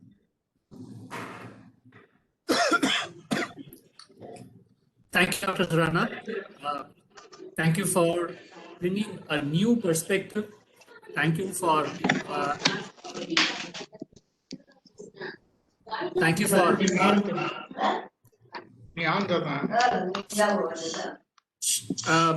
can I request the members to kindly mute, please?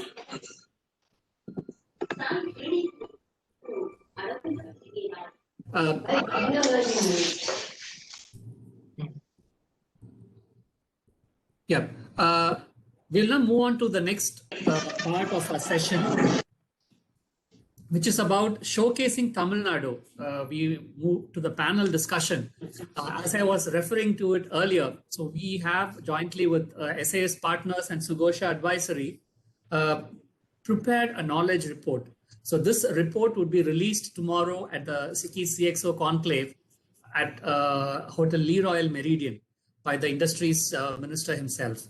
So I would now request Mr. Vijay Kumar, who's the Advisor, India Entry and International Affairs for SAS Partners Corporate Advisor, to brief the participants about the report, to virtually release it and take over the panel, take over the rest of the sessions.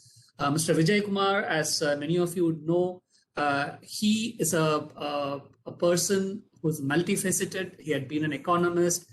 He had supported business and trade facilitation and investments as a part of the Dutch mission here, and has decades of experience, especially facilitating businesses in the defense and aerospace sector. So without further ado, I would now like to request Vijay to take over the proceedings, share about the report, and moderate the panel discussion.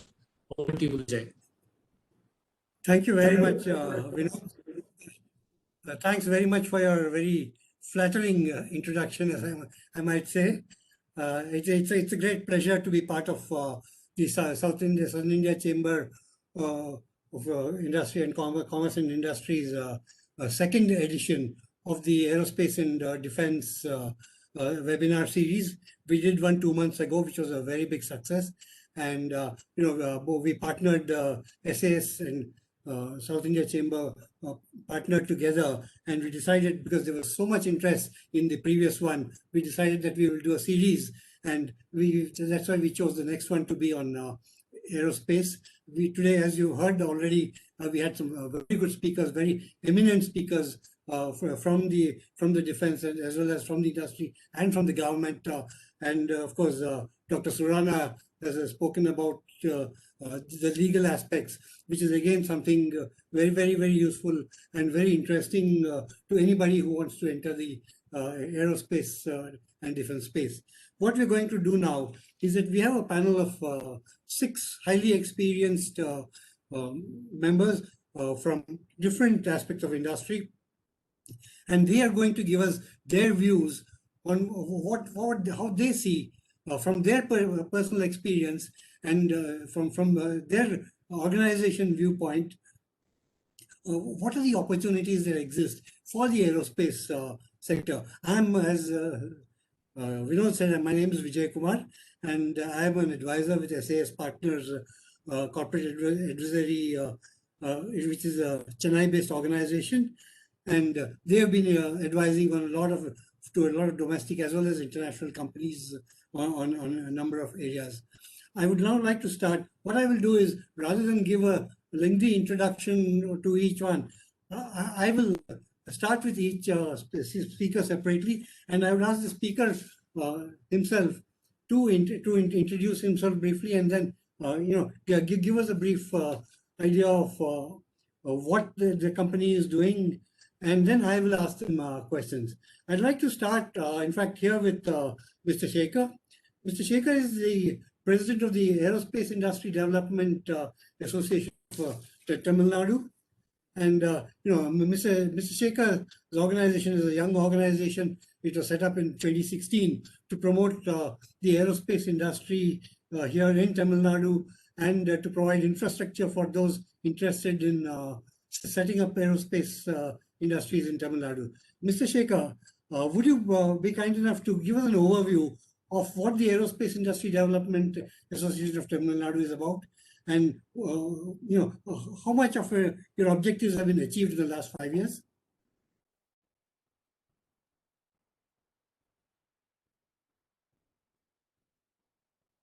Mr. Shekar?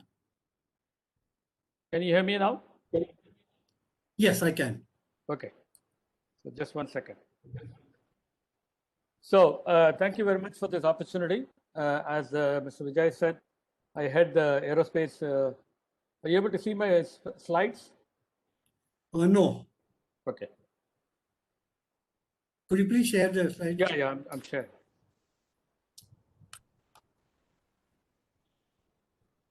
About now? Yes. Okay.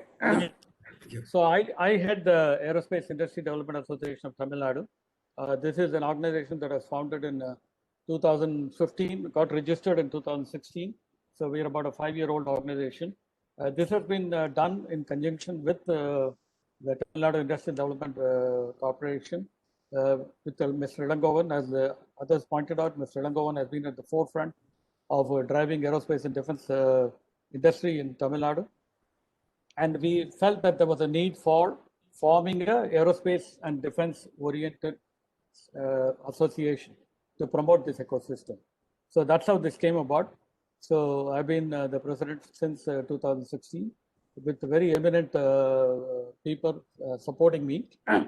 And Dr. Christopher, who used to be the former chairman of, who used to be the chairman of DRDO until he retired in 2018 and is currently a professor in IIT Madras. He's our chairman. And we have many other industrialists who are part of our executive board. I thought I will give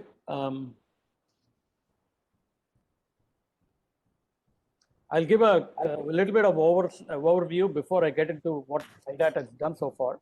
If you look at the current status of Tamil Nadu aerospace and defense ecosystem, there are more than 500 companies that are identified as those who are engaged in aerospace and defense, the defense corridor, Tamil Nadu defense corridor. And as you can see on the left-hand side, the corridor consists of 5 nodes, as it's called, Chennai, Trichy, Salem, Coimbatore, and Hosur. And all of these have their own unique strengths, and these are going to be leveraged for developing this corridor.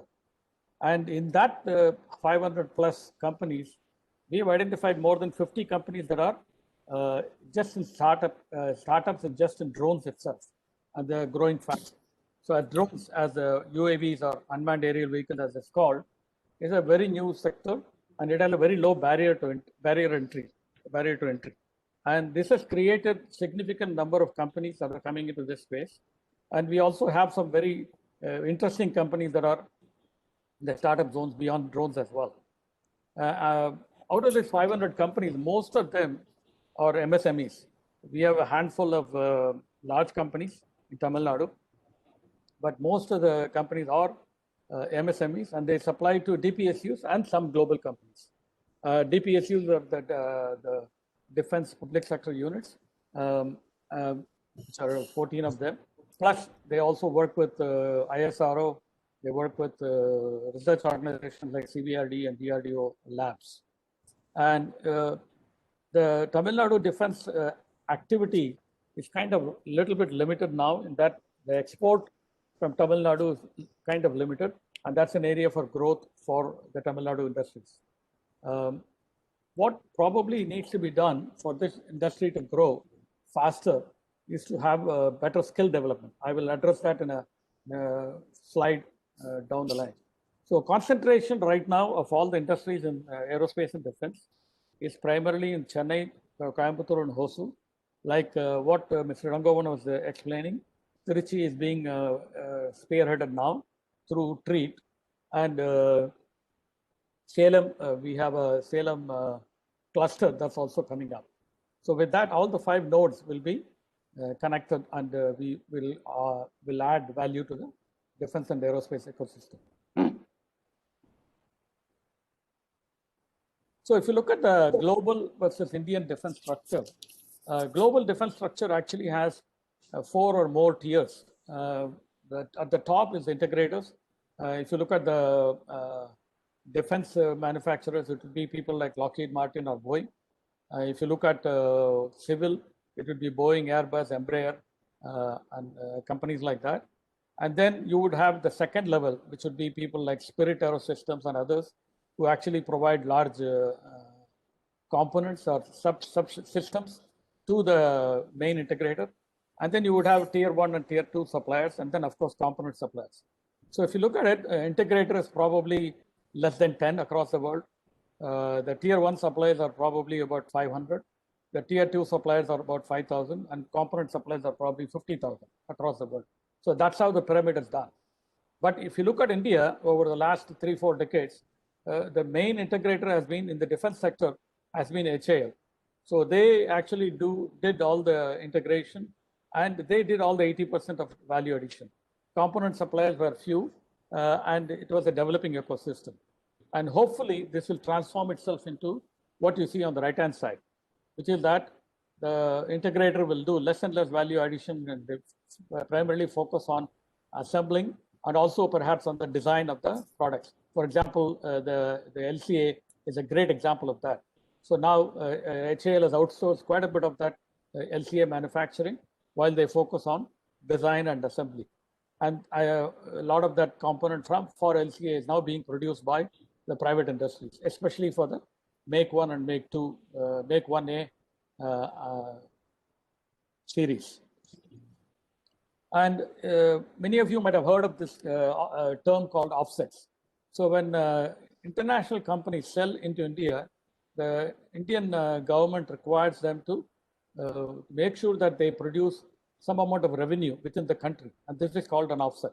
And this is done primarily to encourage domestic manufacturing and also to create the domestic industries to be part of the global supply chain. So when that offset is actually discharged, the DPSUs garner a large portion of it because that's where a lot of the manufacturing is available right now. So that goes to about 40% of that. Large private industry gets about 30%, 33%. You see quite a bit of joint ventures now with Tatas and Mahindras and others. And the other private industry get about 27% of that. But if you look at where the offset is coming from, most of the offset is coming from Air Force. Because Air Force is the one that's buying platforms from across the world. Navy buys a few and Army buys a little. But 80% of the defense offset comes from Air Force. And that basically leads into aerospace kind of opportunities. So what is required in the expertise that are required if you want to be in the aerospace and defense industry? And these are all the various kind of expertise that is required for the ecosystem. It doesn't mean that all of this needs to be available within one company, but these are the kind of expertise that needs to be developed for the ecosystem to survive and grow. Even things like flight testing, safety and certification specialists, MRO, which has been talked about a lot, even writers, lawyers, and accountants, because when you deal with international companies, you need to be very clear about your obligations and requirements to meet international expectations. So if you look at what the current capabilities are there in Tamil Nadu Defence Industrial Corridor, on the left-hand side, you see all the various capabilities that are required as part of a supply chain. And the right-hand side, you see companies that are involved in providing most of that. For example, if you look at aircraft and helicopter structural parts, LMW, L&T, they are providing quite a bit of work, for example, for LCA. The emerging areas like 3D printing or composites manufacturing, there are startups as well as existing companies that are providing support or manufacturing help. And of course, there is software systems and electronics. Tamil Nadu has a significant electronic presence, and we provide significant electronic products and services for the industry. Coming back to AIDAT, as Vijay was introducing, we are about a 6-year-old association. We've been growing consistently over the last 6 years. We've had a huge growth in the last 1 year, even though we had the COVID-19 lockdown. But we have had a significant growth in the last 1 year. And we have patron members, 5 of them, as well as corporate members, 102, across various sectors, manufacturing, service, academia, and all these areas. So what has AIDAT done in terms of activities? Other than our normal webinars and knowledge sharing and some kind of B2B activities that we regularly do with our members and potential customers, we are engaged in some large activities also. For example, we are right now working on a project Netra, which is to provide airborne radar systems for using a consortia approach. We hope that this will be an export-oriented opportunity, which is already a proven platform. So we have put together a consortium of industries that are ready to provide this, and we are in negotiation with Ministry of Defence. Mr. Elangovan already talked about defense testing infrastructure scheme. So we are working with TIDCO on putting this together, again with a consortium approach to help the sunrise sector of drone testing with Ulundurpet as a potential zone. AIDAT is also leading another consortium for what is called as the BVLOS testing trials, which is a beyond visual line of sight. As you know, drones are typically flown within the line of sight. But if you want to go beyond line of sight, there are certain regulations that needs to be formed. So the Ministry of Civil Aviation and the DGCA are working on that. So these 15 consortiums will provide inputs for the Ministry of Civil Aviation to form the necessary regulations. We are also working with another global OEM for setting up additive manufacturing center of excellence. Again, this was mentioned by Mr. Elangovan. This is for the aerospace and other markets. So we believe that this will be a moment like when Ford came to Tamil Nadu. Tamil Nadu could become the additive manufacturing hub for India, because this is a very significant kind of project. And Chennai Aeropark has been set up by SIPCOT and TIDCO and TIDCO. And this is a Chennai-based cluster for aerospace and defense companies. And AIDAT is very actively working on promoting that with our members. About 5 of our members have already taken land there and have started construction. In addition to the aerospace, the Advanced Computing and Design Engineering Center that Mr. Elangovan was mentioning. So similarly, we work with and initiate and lead consortia for based on member needs. We constantly work with the various divisions of Tamil Nadu government. We also provide inputs for the policies that are coming out with respect to aerospace and defense. Most importantly, we are organizing a defense expo in Tamil Nadu in Chennai Trade Center from 15th to 17th June, which is a 3-day exhibition and seminar. We expect more than 250 MSMEs, large manufacturers, some overseas companies, as well as armed forces to participate in that. This is basically to expose our ecosystem to the opportunities out there. This event is supported by Ministry of Defence. We are co-organizing this along with TIDCO as a partner and the Department of Defence. And we have a special pricing for micro and startup units to ensure that they also gain from participating in this. And the focus for this is not just products, but also in clothing, leather, food, rubber, and services, which is also important from a defense perspective. So with that, I conclude my presentation, and hopefully this was useful to all of you. And any questions, I'm available to answer. Thank you very much. Thank you very much, Mr. Shekar. Just a couple of follow-up questions on what you said just now. You mentioned in one of your slides about skill development. So skill development obviously is an extremely important area.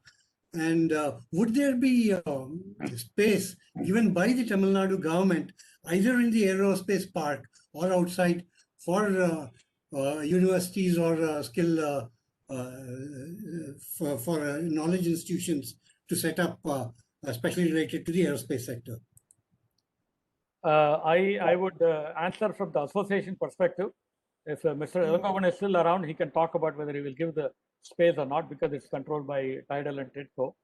Definitely, that would be an ideal place for us to have the skill development center, because it's going to be among the cluster that's going to form there. Skill development is very important. Most importantly, we require technical skills or vocational skills that is missing. So when the automotive industry came, like Air Marshal Matheswaran was pointing out, they had to create the ecosystem, they had to create the supply chain. So which means that the OEM had to invest a lot of money in transferring knowledge and transferring skills and developing the skills within the ecosystem.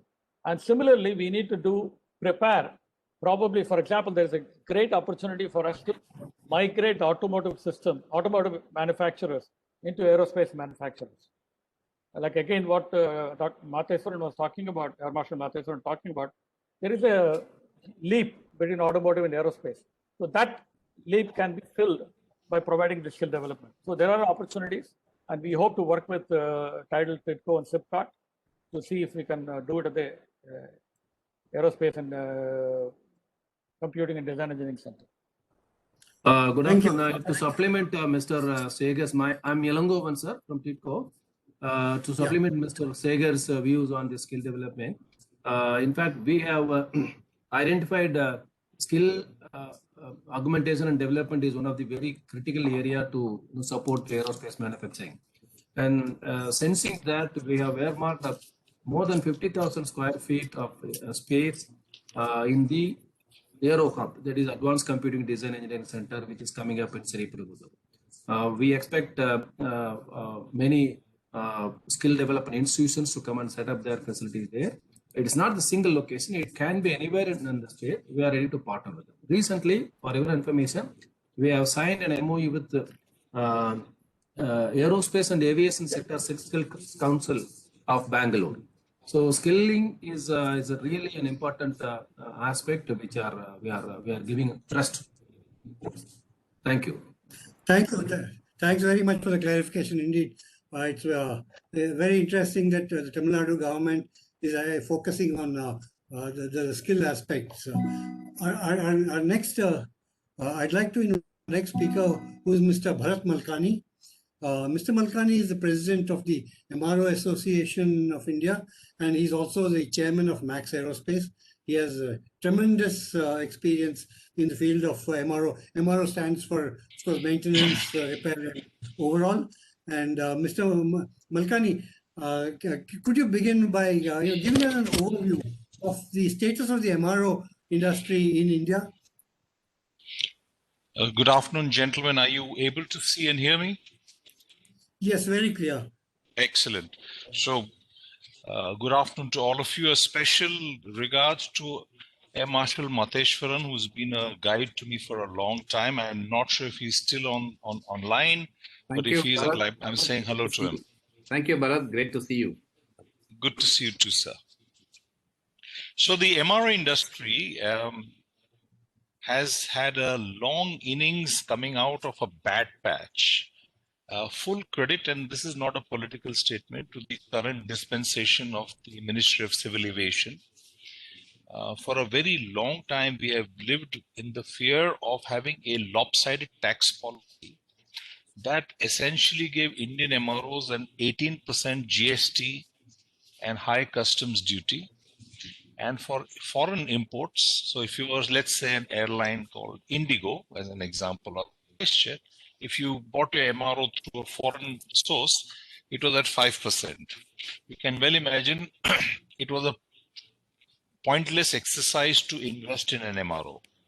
Those who did and have succeeded, a handful of us, have done it because of our absolute passion and dedication to aviation.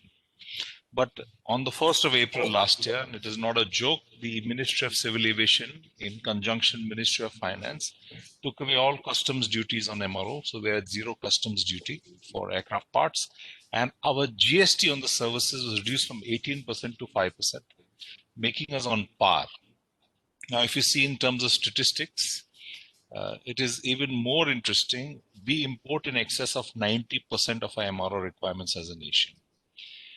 It is estimated in the year ended 2019-20, notwithstanding the 2 or 3 weeks that we ended up having a lockdown due to COVID, the total import bill for just civil MRO was in excess of $1.5 billion, and military MRO would have been our estimate, because we do not have direct information from HAL and the forces, is in excess of $3 billion. Enormous numbers. Absolutely enormous numbers, and as a nation, unpardonable that we've not been able to do something better for a country that builds, as we claim, 300,000 plus engineers a year, and we then employ them in banks doing some mundane job. whereas the person really could be doing much more with his or her life as an MRO engineer, amongst other things. So opportunity is now there. But like every opportunity, it's tempered. It's tempered with the fact that it is not the easiest of businesses to come in. The pass rate for our engineers, when we put them through the ringer, we have to score 91% above. So it is, again, you don't go with an option in the air. I left pneumatics in choice. If the plane failed in pneumatics, I'm sorry. I still managed to get a 50% pass rate. So it is very dedicated. The people who come must be dedicated. The organization must be dedicated. A little bit about us. Max Aerospace is India's leading component MRO. Mateshwaran Saab did speak about that. We are the largest component MRO. Started this company in a little garage, 80 square feet. And we have grown since then. We have our own hangars. We are also deployed at about 11 air bases, including Kanpur, Chandigarh, Sulur, Naval Base at Goa. We have two aspects in our country, in our company. One is the direct MRO that we do for components and for airframe. And the second is aircraft modification. Max Aerospace has modified in excess of 250 military aircraft till date. We perhaps have modified more aircraft than anybody except HAL in the country, and are at least a generation ahead of anybody out there. We are also the only organization with a comprehensive FAA approval and a EASA approval and a DGC approval from the civil side and from the military, CEMILAC, DGAQA and PESO. PESO because we also have a license that allows us to weaponize aircraft, and it is one of our core capabilities to be able to deal with explosives, arms and ammunition. When you go back to the MRO side, the single largest challenge that one would face today and continues to face is the incredible presence of HAL across the board for the military side. This is a discussion we've had many times in the past. We truly believe HAL is a phenomenal company for manufacturing. Boeing doesn't repair its planes, neither does Airbus, neither does Bombardier. And I'm pretty sure that Cessna and Beechcraft don't do it either. So it is time that we see this huge fund spent on the likes of an HAL in tens of thousands of crores that can be better utilized to build aircraft for the country. I saw the pyramid before this presentation, very smart. That pyramid is so right. So we need a lot more MSMEs that can be there. But when you look at HAL, HAL must be that master integrator as opposed to doing also MRO. HAL's revenues, I believe, from MRO would exceed that from manufacturing. And that in itself is a challenge. Now, if that opportunity opens up, I see a genuine surge across the country of people being able to do, and I'm still limiting myself to military MRO, and we'll come to civil after that, a large amount of MRO capability. Because competing with HAL is almost impossible given the infrastructure they have, the scale they have, and it is not necessary for them to be profitable. Classic example, Air India. It has never been necessary for Air India to be profitable. We want it to be profitable, but it is not necessary for them to be profitable because even if they are not being funded by the central government, they will still rise up the next day and continue to go back to work.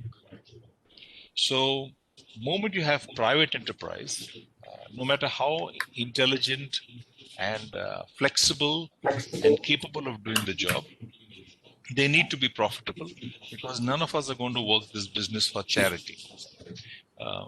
And hopefully the powers that are controlling our nation and they're making the strides towards more and more either public-private partnership or disinvestment will eventually lead us down that path where at least insofar as MRO is concerned, the opportunity will be given to Indian industry to be able to compete on a level playing field and then prove their capability. And what will be surprising is that the cost at that point we will find will fall even lower and as opposed to what the Air Force and the Army, Aviation and Coast Guard or Navy is paying today, because you will get efficiencies of scale. On the civil MRO, the opportunity is again existing. We have a very robust growing airline industry and general aviation industry. Matter of fact, what I have been told is that this year, Indigo is the single largest purchase of Airbus of any airline in the world, the narrow body. And while that is a matter of great pride as an Indian, it also brings to me a sense of sadness that we manufacture just about nothing on the A320 in this country. Offsets were mentioned. We have not been able to take the value of the offsets in the civil side. Mercifully, civil manufacturing and MRO has been included in offsets in the latest DDP.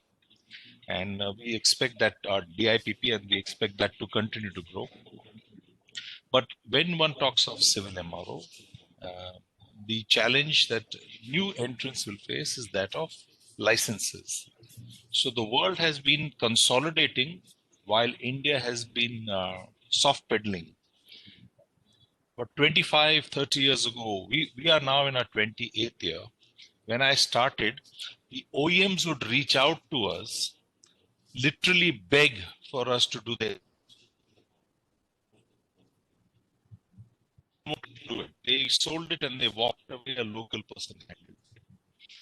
Over a period of time, as planes became more robust and sales were now getting a greater level of support from spare sale and MRO, the OEM became more and more the MRO. And today you've reached a stage where the OEM has realized not just being an MRO, but consolidation. So in Europe, Safran is the consolidated big boy. They have just about all the products except Thales. And in the United States, we take a company like Raytheon. They also sold Rockwell Collins.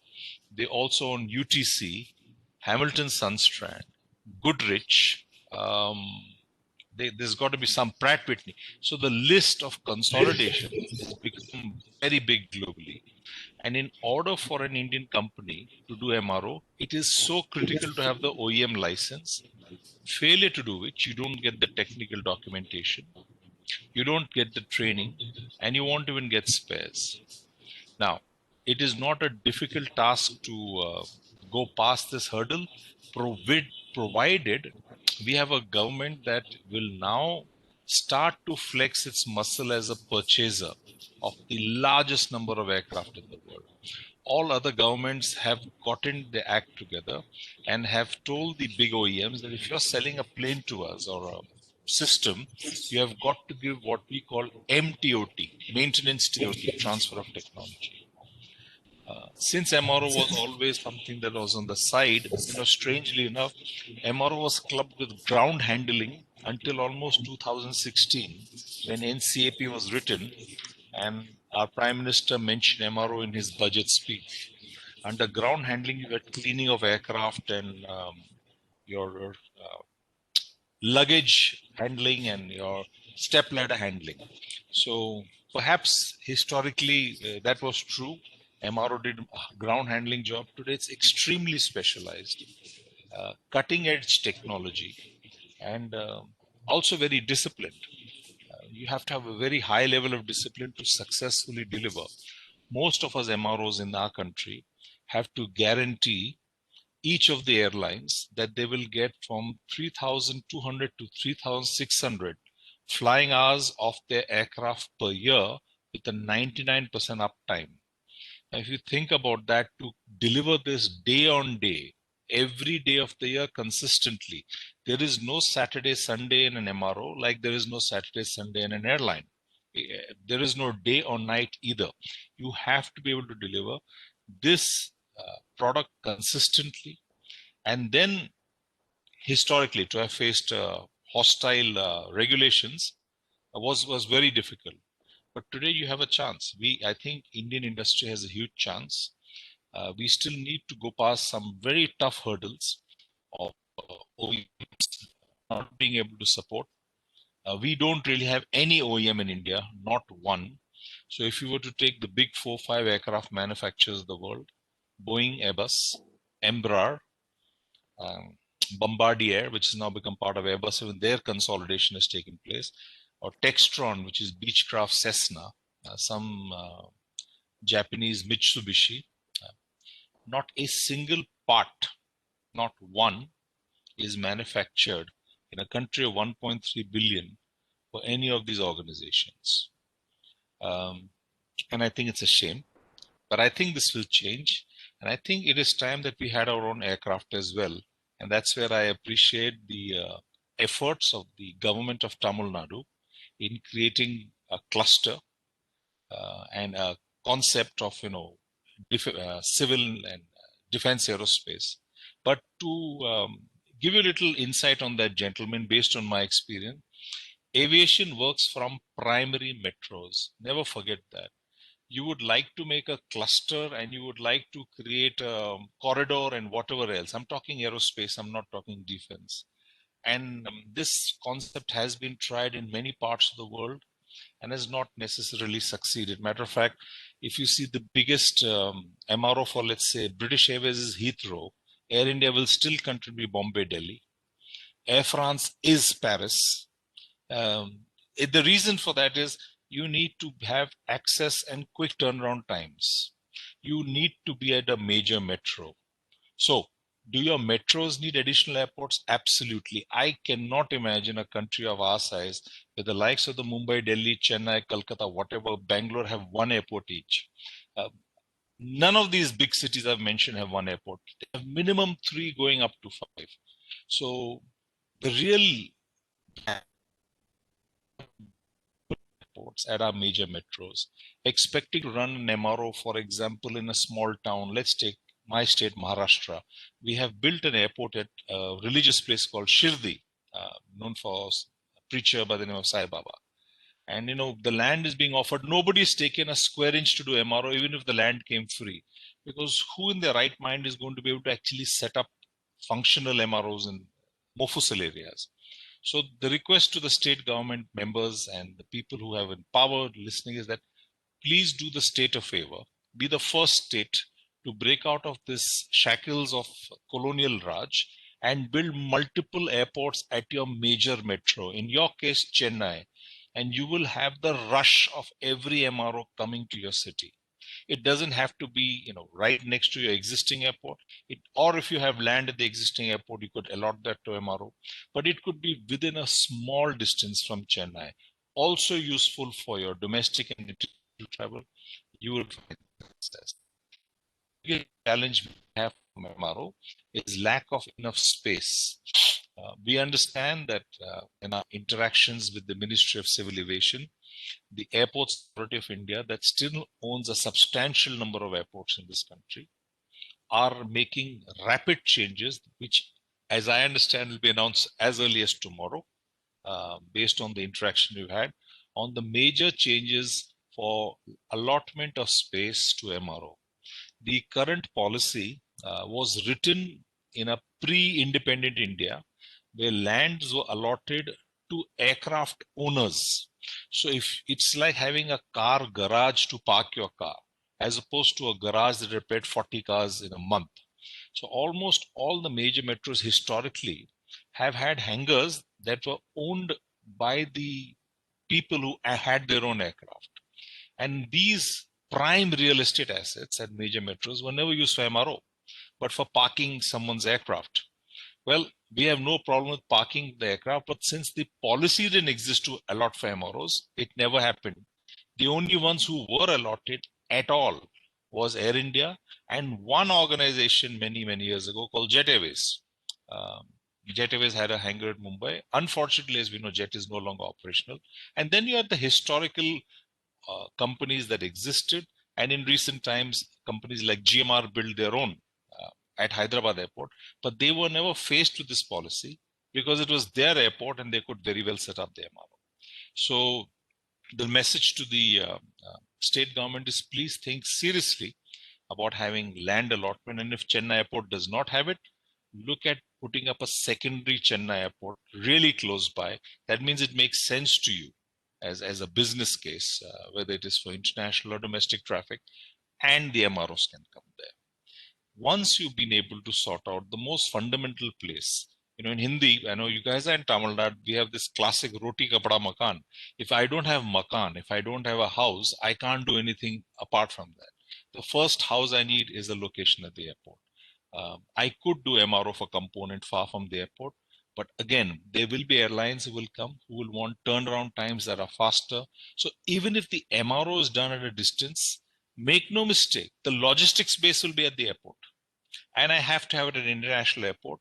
Since we are in the import scheme, even today, should you do the MRO in the country, the spares will all come imported. And at some point, like I said, when our industry matures, in order to be able to handle these kind of manufacturing in country, there will be a big advantage. But I believe a lot more needs to be done. Example, in aircraft, we use a material called aluminum, which everyone says, why not? It's made here. No, the 70-75 aluminum, which is one of my primary, or the 20-24, 60-64, is not even manufactured. So even if it is a defense aircraft, no names necessary, critical to our nation, we are importing even the sheet metal. And if you think about it, it's because we don't have enough domestic industry. Nothing tells me that some of our aluminum smelters cannot make this alloy, a 70-75 aluminum. But if you tell them, look, I'm going to use 20 tons a year, he's going to say, look, import it anyway. I don't need to. We need to have our own aircraft industry. I think we will evolve to that position. MRO will continue to be a very big technology demonstrator. MRO can become a major contributor to Indian economy. We're hoping that the decision taken today, as we understand by the government on the airports, will open up this issue, because they have really done a great job. First, they stopped the customs issue, the GST issue. We will still have regulatory issues, but that's an ongoing process.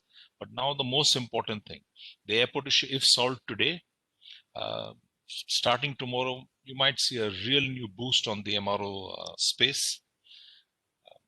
And the third type of MRO is for general aviation. And now general aviation does not need to be at major metros. General aviation could be used at non-major metros. Once again, my opinion, we do not have enough aircraft of one type except Beechcraft. And as per my understanding, in south of India, I don't even see those capabilities being used. So when you look at Mumbai and Delhi, which I think garner 90% of Indian MRO market, there is the big story about Nagpur, but Nagpur has still not become fully operational. It's still Maharashtra.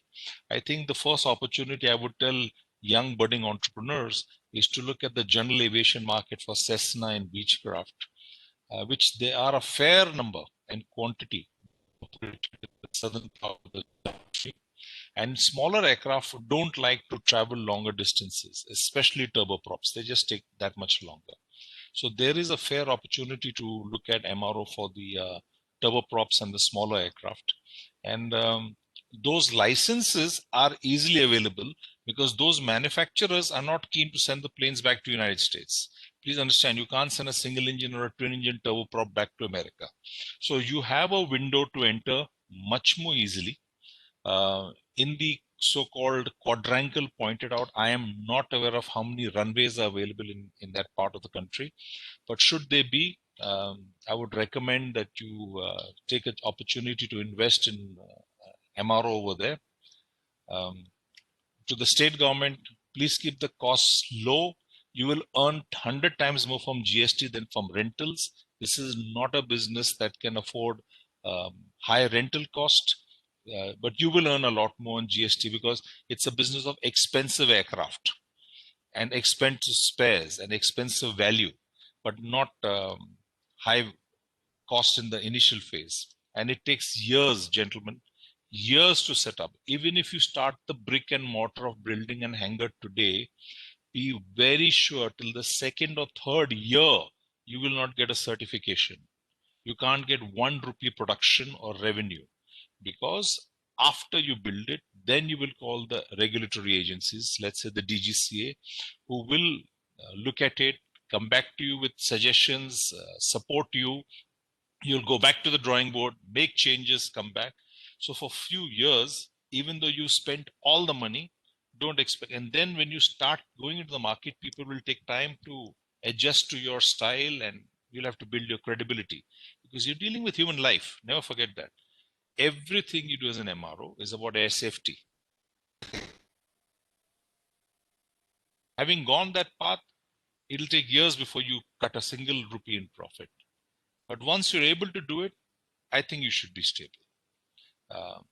That's all the time I have. I've timed myself. I hope I've not overextended. Thank you.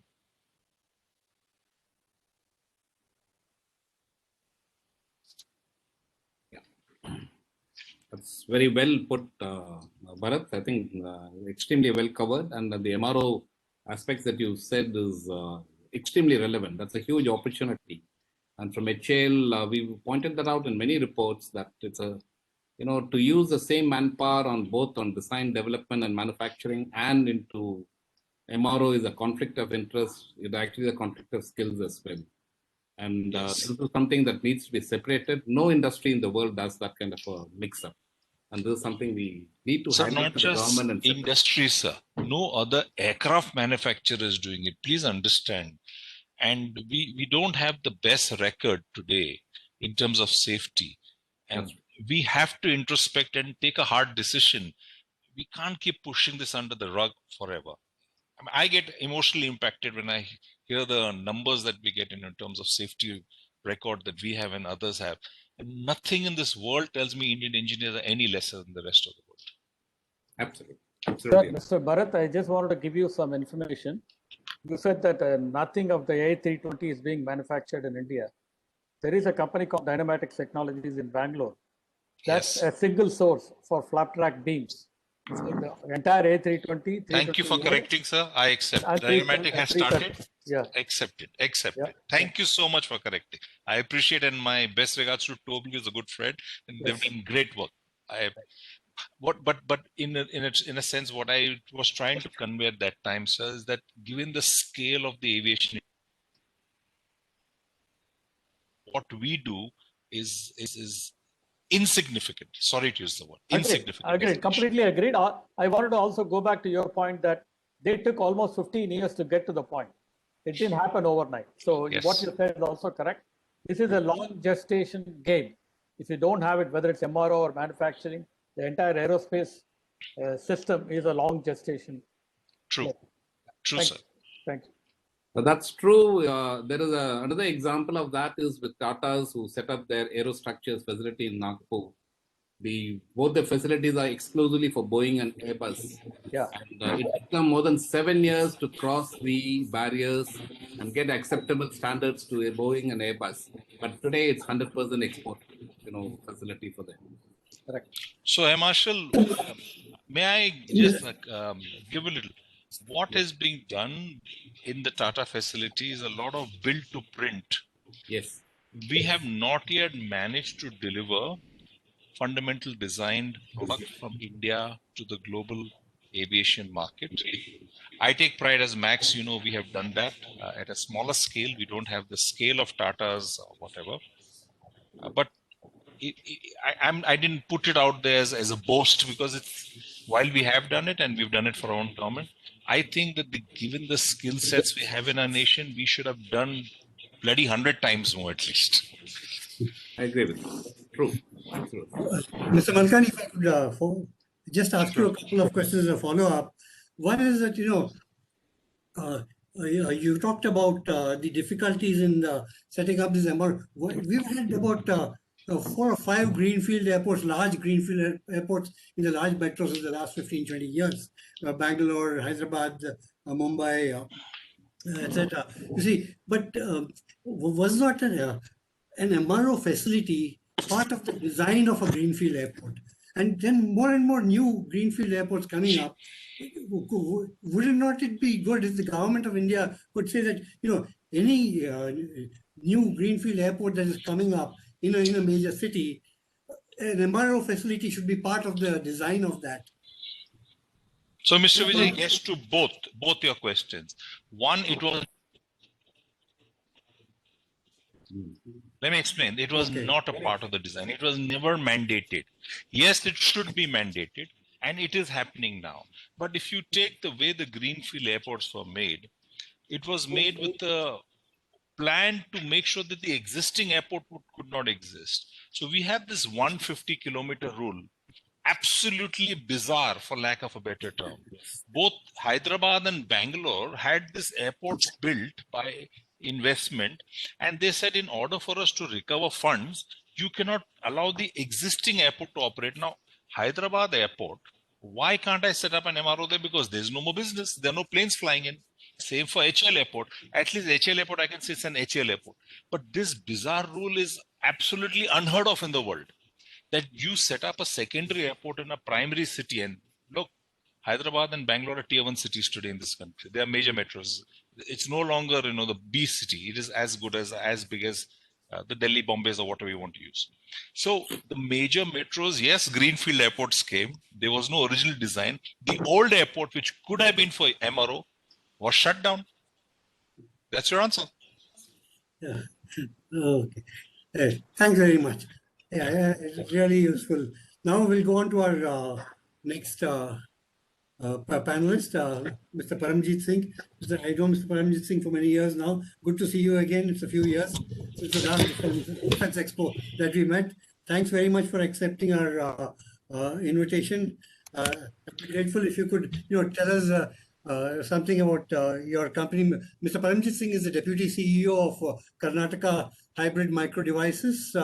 He was earlier with SAS Partners, and he has very good experience in the aerospace industry and the space industry. Over to you, Mr. Singh. Thank you, Mr. Vijay. I hope I am clear. Can you hear me? Very clear. Very clear. Thank you. Thank you. So thank you for giving me this opportunity to talk in front of such esteemed guests. I'm also very happy and honored to see Air Marshal Mateshwaran, whom I met a few years ago during the inauguration of some of the facilities in my old company. So here I am, sir. I am a Deputy CEO, as you indicated. I work in Karnataka Hybrid Micro Devices. So here we manufacture, we have pioneered actually the hybrid micro devices for aerospace and defense. This company was set up in 1992 by people from ISRO, basically to serve space segment. So we have capabilities to, miniaturize the existing electronics and make it suitable for harsh environment and hermetically seal. So that it can fly in space. But I am very happy to tell you, sir, that this technology, which is basically thick film technology, can be used in many sectors, from industries, from commercial to defense, many places. It is finding so many new, although the technology is not very new. It was actually invented in 1960s. But the kind of use it has now, it's finding more and more. I'm very excited to be, having this technology, and there are very few companies in India currently who are having this technology. So what we do is we are able to print circuits on ceramics. We can print circuits on steel, aluminum, or any surface you want. We can print circuits. So that's one basic thing. So we are able to print resistors, capacitors, and inductors on any surface. That's a first basic thing. Then we also can hybridize, like we can use the electronics of normal PCBs, normal components, or the surface mounted devices, and make it a hybrid circuit. So and then we can also do multi-layers. So what happens is we are able to make a miniaturize the whole design of the electronics, and then reduce the weight. And then because it's done with the materials like platinum, palladium, silver, the life of this is much better than the normal PCB. So the reliability we can achieve through these devices are much higher. This can also produce very basic heater, like So the heater produced using the thick film technology can go up to 800 degrees without any problem, and it won't even rust, it won't even oxidize at 800 degrees. So that's the technology. We also so this technology can also be used to produce sensors like NOx sensors, which can be used in automotive. We can also produce O2 sensors using this. We are also now working. I'm also working now to manufacture IGBTs, the isolated gate gate arrays, which is used for high power switching in electric vehicles and those kind of things. So I'm very, very excited, sir, to be part of this and then be able to serve various sectors from automotive to space. Listening to previous speakers, especially Mr. Bharat and Air Marshal Mateshwar. So listening to Mr. Bharat and Air Marshal Mateshwar, I would like to also add, the kind of difficulties I see, which some rules and policies which can change this scenario. I have been actually from past 5-6 years, whenever I have had a chance to speak to at CII conferences or any other conferences, I have been speaking about it. So one of the I think as was being told that the focus has to be MSMEs. So what I see in MSMEs, what we need to do to promote MSMEs is another thing. I think we need to go further. So we look at that, the components availability, like Mr. Bharat also told about the materials, which we have also faced. In fact, Mr. Bharat, I discussed with Hindalco. I collected information all over India, whatever I could collect from what is the aerospace materials used. I discussed with Hindalco, and I could collect that there is a need of about 10,000 tons of aluminium in India per year. And they responded to me that no, they need minimum 20,000 tons before they could start production in India. So I have been very passionate about doing Make in India by myself. So what I want to suggest is that we need to look at component level, whether raw material level, that how can we encourage companies to start manufacturing components and basic raw material here, because what happens is any integrator, whether it is Mr. Bharat or any other integrator like us, we end up importing almost every component, every raw material. So our competitiveness with respect to any global player comes only in terms of our labor costs and nothing else. And then we also end up paying the freight. So although we are considered as a low-cost country, but then we actually don't end up being a low-cost country because of being in aerospace and defense, because we end up importing almost everything. So I think there has to be some policies, some focus on producing, being able to produce components, raw materials, whether in any industry, whether it is electronics. If you talk of electronics, then semiconductors, wires, connectors. If you talk of mechanical industry, then it is about aluminum, titanium, and those kind of materials. So everywhere, I think we need to focus, and that will bring a lot of impetus to the MSMEs. I also would like to bring your attention to another area which I have personally felt difficulty in passing through is on the certifications. So whether be it DGCA, be it Semilac, I find that though they have their own rules, they have the documentation, but the clarity does not exist until you have at least 10 to 15 meetings. And even at 10th meeting, you will come up with new requirements. That is where we face that, the new requirements never end, and we keep on discussing, keep on updating our documentation, and it never ends. I have met consultants, and we tried to hire consultants, and the consultants' first reaction was, why you are looking for certification from DGCA? Why don't you go to EASA and get certified? That's much easier. So I think we need to look at this, because that's how the industry feels. So whether if we, of course, rules have to be there, and there have to be no bypass. Everybody has to follow the basic principles of aerospace. There is nothing wrong about it. But then the clarity, the documentation from the day one would really, really help industry to follow those guidelines much easier, rather than being, rules being transferred verbally. Document is very small, but then there are so many other rules, so many other requirements which are actually told verbally, and then and when there is a person change, then the rules change, requirements change. So that is something I think we need to really, really look into and then correct, because that's really actually pushes off people and then discourages people. And I have seen, I hope Mahindra Aerospace is one big example. It puts people off, and then sometimes they don't even like. I have seen in my own company, people, management taking decisions not to go for projects which requires DGCA certification. So that's what I would like to say.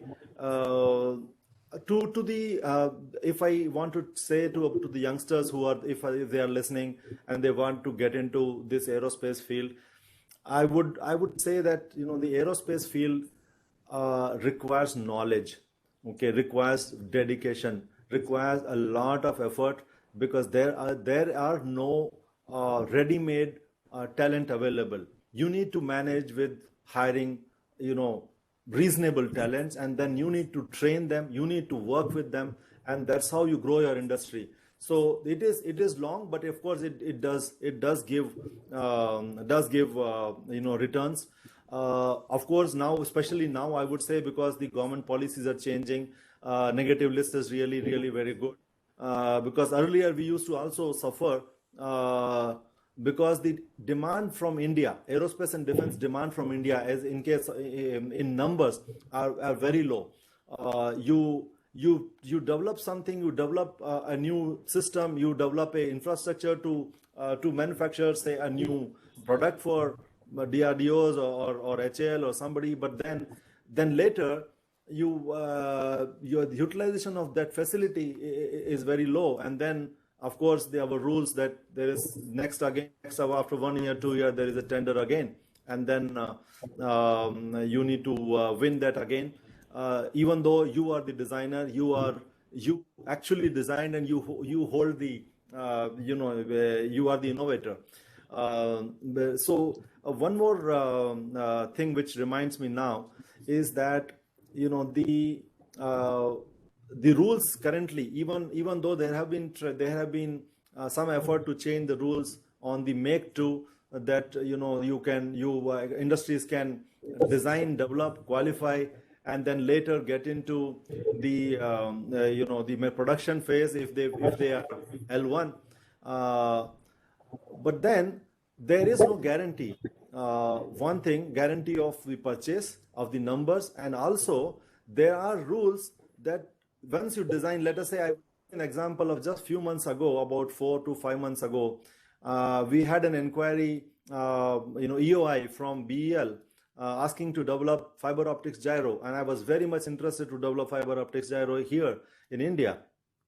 But then it says that you develop, then after 2 years nearly, which will take about 2 years to develop and qualify, you need to go for, you need to be L1, and then after even you've become L1, you need to transfer the technology to BEL, although they would not have paid a single pie for a development, and that is what EOI says, and it is under the Make to program, which is surprising that how this can be asked. They asked to invest in industry, to invest, and then end of the investment, just because they purchase, say, 10 numbers, 20 numbers, the EOI says that the technology you need to transfer to BEL, and then you need to authorize BEL to use it for any purpose they want. So I mean, that definitely, then the decision internally taken was that no, we are not going for this project. I mean, we will just leave it off because it's not worth it. So I think those rules we need to look at. We need to make it more innovation friendly. MSME is one place, sir, I can say that there is a lot of investment, lot of innovation can happen because they are very, very agile, and they can invest in the way we want. They don't have the bureaucracy of the big organizations. So a lot of innovations can happen, but then if we modify these rules to be innovation friendly, the design and development friendly, I think this will really help the new I would say innovators and entrepreneurs. So thank you, sir, for giving me this chance, and I hope I could tell you what I felt and learned through these years in my aerospace and defense. Thanks very much, Paramjeet. Just one question I want you to say. Since you are making devices for the space sector, for the civil aerospace sector, as well as the defense aerospace sector, yes, how much of your technology is with collaboration with foreign companies? How much of it is homegrown or developed by you? And if it's developed indigenously, do you invest a lot in R&D? Sir, this, as I said, this company was established in '92. So yes, it was developed indigenously here. Of course, this technology is not innovated here, but the processes are developed here, and we are proud that we could do something very complex. Especially if, sir, recently we have supplied another lot of seismometers for Moon to ISRO. That was something I can be very proud of, that we could develop those kind of equipments here, which is MEMS based. So we have a R&D team in house, and we have developed a lot of products like this in house. And now, in fact, after I have joined here, I have big plans, as I talked about the IGBTs and others, that I'm really looking forward to invest more into R&D, and then develop new products like new sensors, and and use this base technology as being the same. I want to develop new products. Thank you for asking this question. Yeah. You just now mentioned ISRO, Indian Space Research Organization. Now, very recently, ISRO announced that they're opening up their facilities for private companies. Do you see a lot of Indian companies making use of those facilities, and Indian companies are capable of, taking part in the space program? I would say, sir, yes, but it will be delayed. I mean, I think that decision was very sudden. Industry, there are few big industries who are there, but I think they are still there is still some time. They need to understand the the nuances, and they need to actually grind themselves to be able to work for a space. So it will take some time, but it's a very good step. But it will take some time, in my view, for industry to really be able to use what they have been offered. So thank you. That's very much, very informative. Sorry, Mr. Vijay Kumar, if I can answer that question. ISRO is, in conjunction with the Government of India, has created a new program whereby they actually created an environment for many companies to work with, the private industries. So there is a company in Chennai, which is a startup, which I am an advisor of, Agnikul Cosmos, where they do launch vehicles for micro and nano satellites. And they are collaborating with ISRO. Similarly, there are companies out of Bangalore called Skyroot Airspace and other kind of companies. I think there are 5 companies that are startups that are working with ISRO. So I think there is a lot of light at the end of the tunnel. But like Mr. Paramjeet Singh says, we don't know how long the tunnel is. So great. Thank you. Thanks very much. I think we'll now move on to our next panelist. It's Mr. Sohail Patel, Director of Sugosha Advisory. Sugosha was one of the partners who helped SAS to produce this report on the aerospace sector, which we are releasing tomorrow. Sugosha is a very niche player in the aerospace and defense domain, and it requires a complete consultancy within that sector. Mr. Patel, I'd greatly appreciate it if you could tell us what Sugosha does and how you, and since you're being a consultancy, could you give us an answer on how you see the sector taking off in a big way? Sure, sir. Am I audible now? Yes, very clear. Okay, thank you so much. Firstly, I would like to thank CCI for giving me this opportunity. Being one of the last speakers is always challenging, but I'll try to highlight some of the points which have not been raised so far. Quickly about Sugosha, we are advisory in terms of anything to do with defense procurements and policies. We started with a vision of supporting MSME sector in terms of guiding them through the various policies, whether it's the DPP, now the DAP, or the DPM, in terms of various procedures like licensing procedures, exports, imports, with regards to defense. Guidance on offsets and offset procurements, strategic development in terms of JVs, M&As, and most importantly, we also, like you had mentioned, we are knowledge partners in various seminars and conferences, working with a lot of chambers in terms of policy perception shaping. So that, in a nutshell, is what Sugosha does. So I'll kind of quite quickly try to highlight some of the aspects of the paper, and also, while some of the speakers had already mentioned being from the industry what the challenges were, I'd like to highlight some of the positive steps that have been happening in the last couple of years. So starting with the market attractiveness in terms of the budget itself. So when we talk about the capital budget, today stands at the one which was just announced for 21-22. The capital budget for defense is about 135,000 crores. The key point to note here is, while earlier the capital procurement, both the foreign and domestic, were clubbed under a single head, now the MOD has decided since last year to divide this into two heads, into domestic procurement and foreign procurement for capital acquisitions. What this does is clearly demarcate and highlight what is the domestic percentage of procurement that is happening. Since we all know and aware of the tag of being the largest importer of defense equipment, the MOD has kind of decided to do this bifurcation. So for 2021, we've had almost 58% domestic purchase from the capital budget, and now for 21-22 the target is being increased to 63% of the entire defense budget, so which means close to 72,000 crores of the capital budget will be from domestic companies. So that's just from the capital side of things.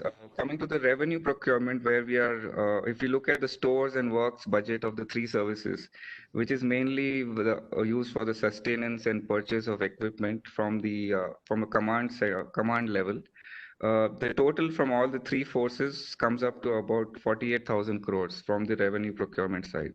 So that's a significant chunk. While many people just focus on the capital, it's good to also focus on the revenue side, especially for MSMEs, to sustain the equipment which is existing in the armed forces.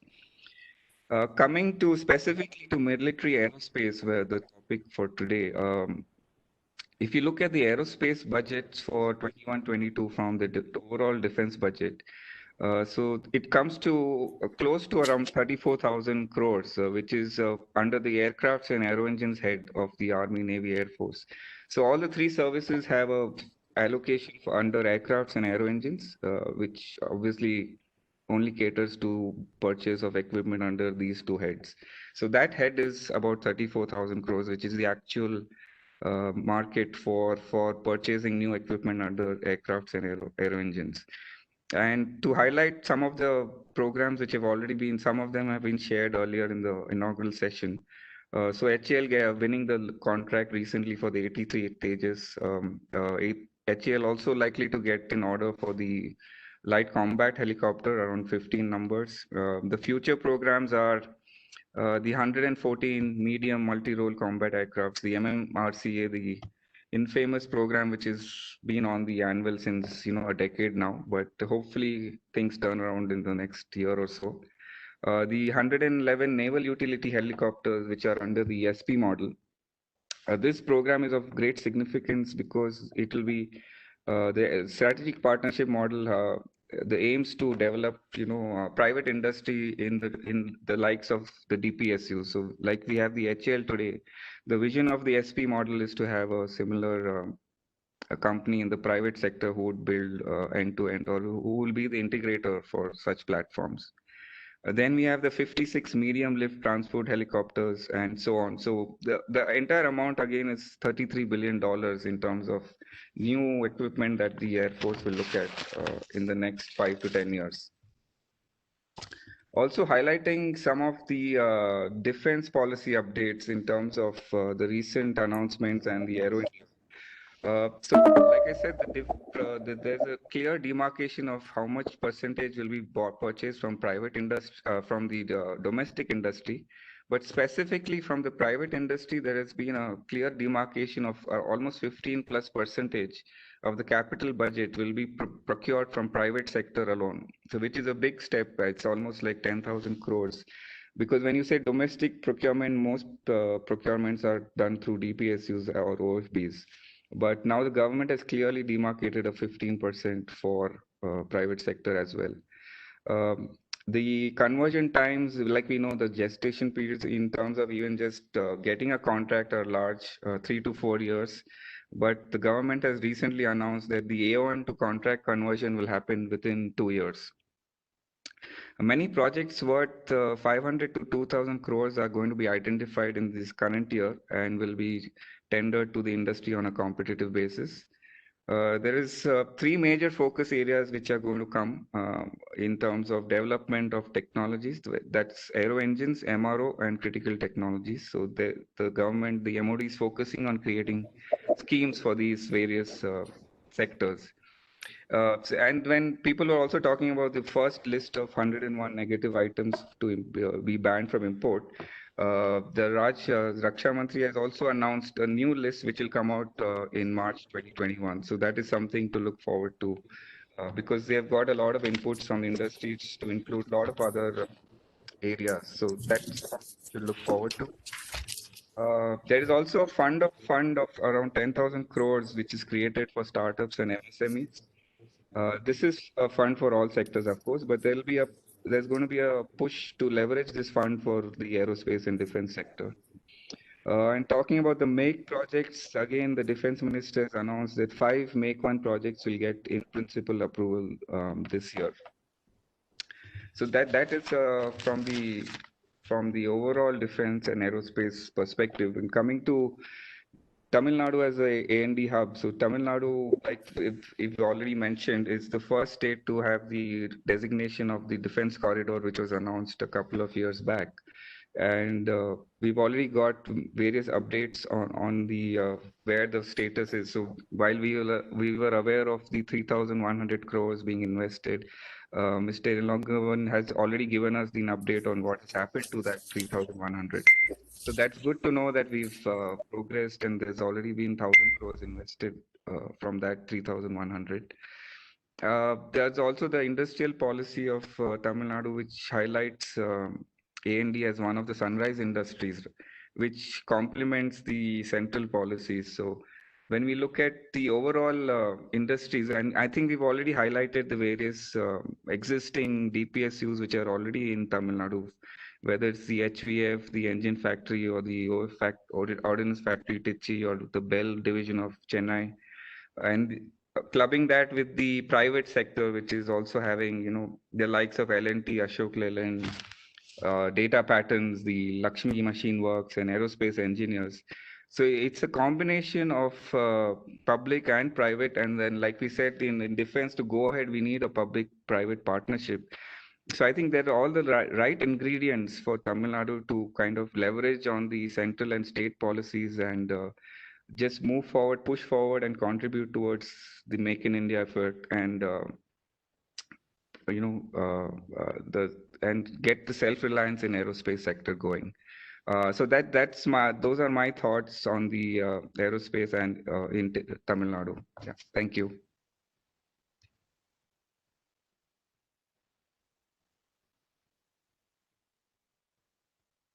Sorry. Thanks very much, Mr. Patel. It was good to hear your clarifications and your positive thoughts. I will now move on to the next speaker, who's a panelist, who's Mr. Shamil Bicha, Vice President, Global Business Development of Avalon Technologies. Avalon is the fastest growing, is a company which has many segments such as sheet metal fabrication, machining, plastics related to aerospace. Mr. Bicha, could you please tell us something about your company and your activities and how you see the aerospace sector? Yes, thanks, Mr. Vijay Kumar. I will try to give a exporter's perspective. I think we've heard a lot about the domestic markets for aerospace and defense. The opportunities and challenges were, very eloquently and very descriptively put by speakers before me. From what I've heard, it seems like export perhaps is a lot easier. We had it a lot easier, to be honest. To give you a little more understanding about our company, we are a global contract manufacturing company with operations in North America and in India.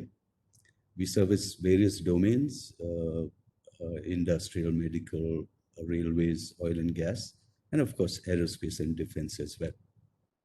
Now, how we started this journey of aerospace and defense, I'd like to tread on that a little bit and then build up some interesting experiences over the years, which perhaps might be useful for some aspiring aero vision companies. So we were basically a factory here in Chennai. Most of our sales and marketing activities were done in the US. And around 2007-8, we started getting visits from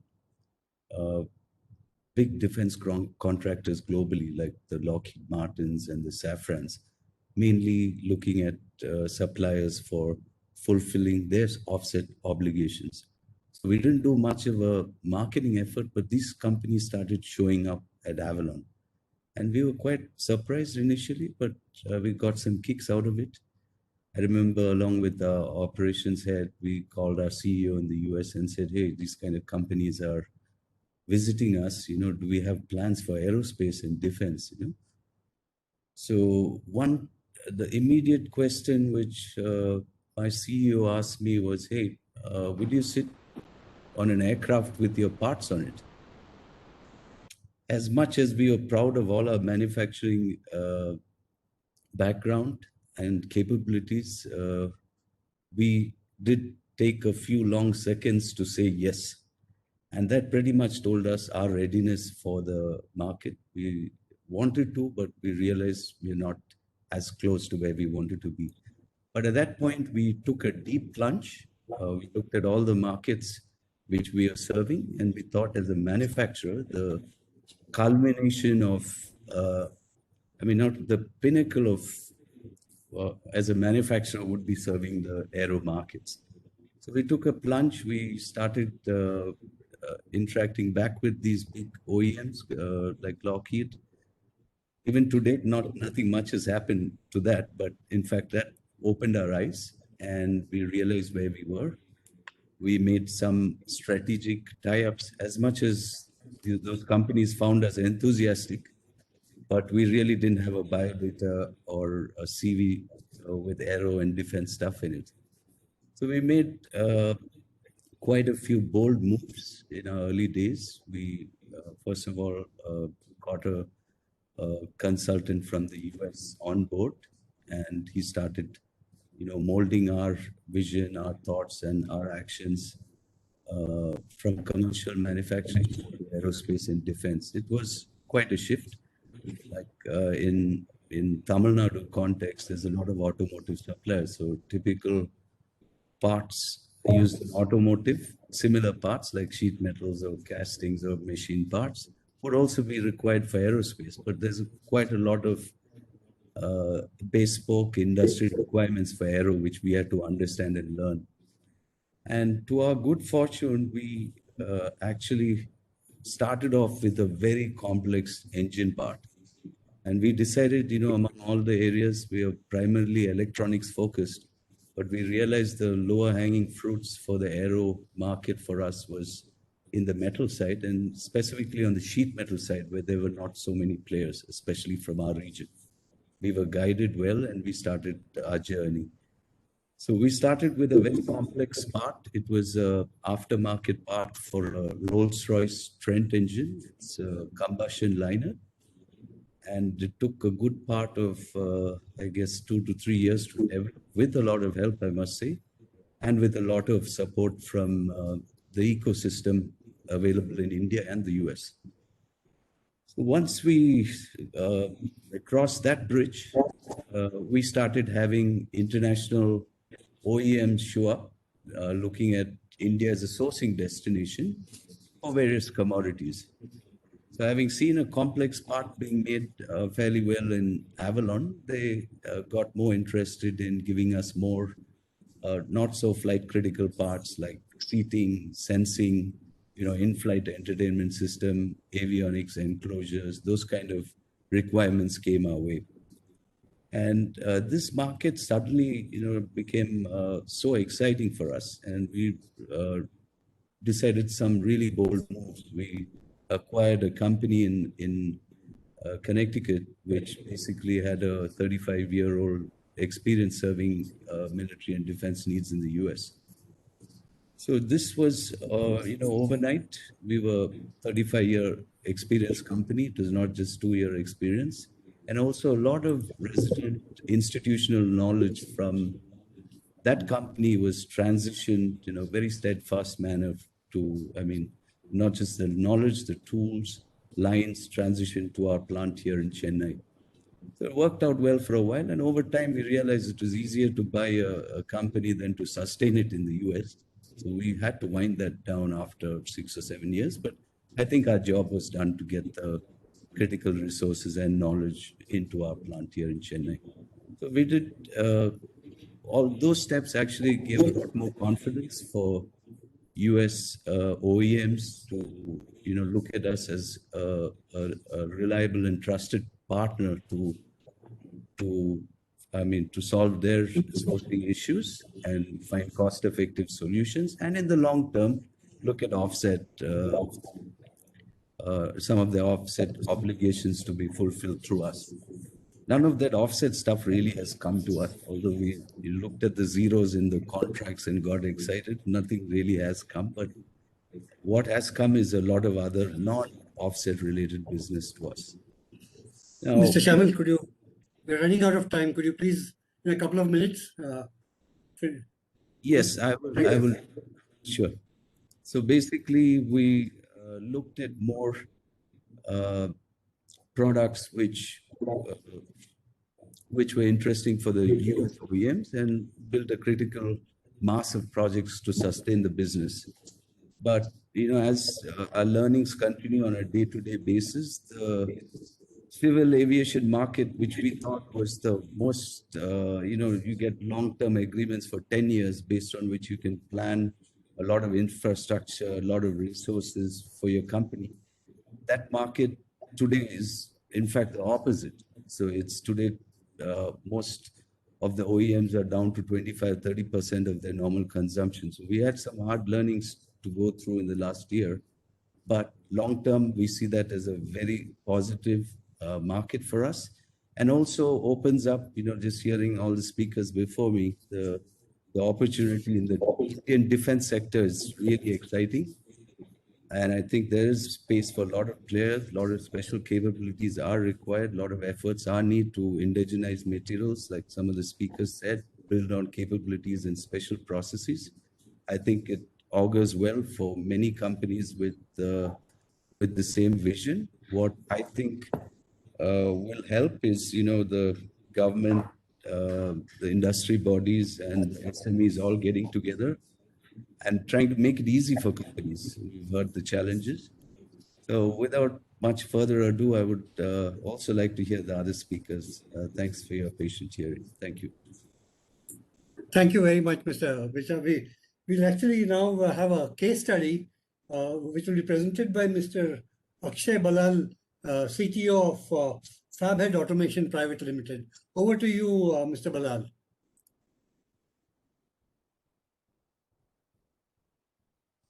Mr. Balal? Yeah, I'll just share my screen with you.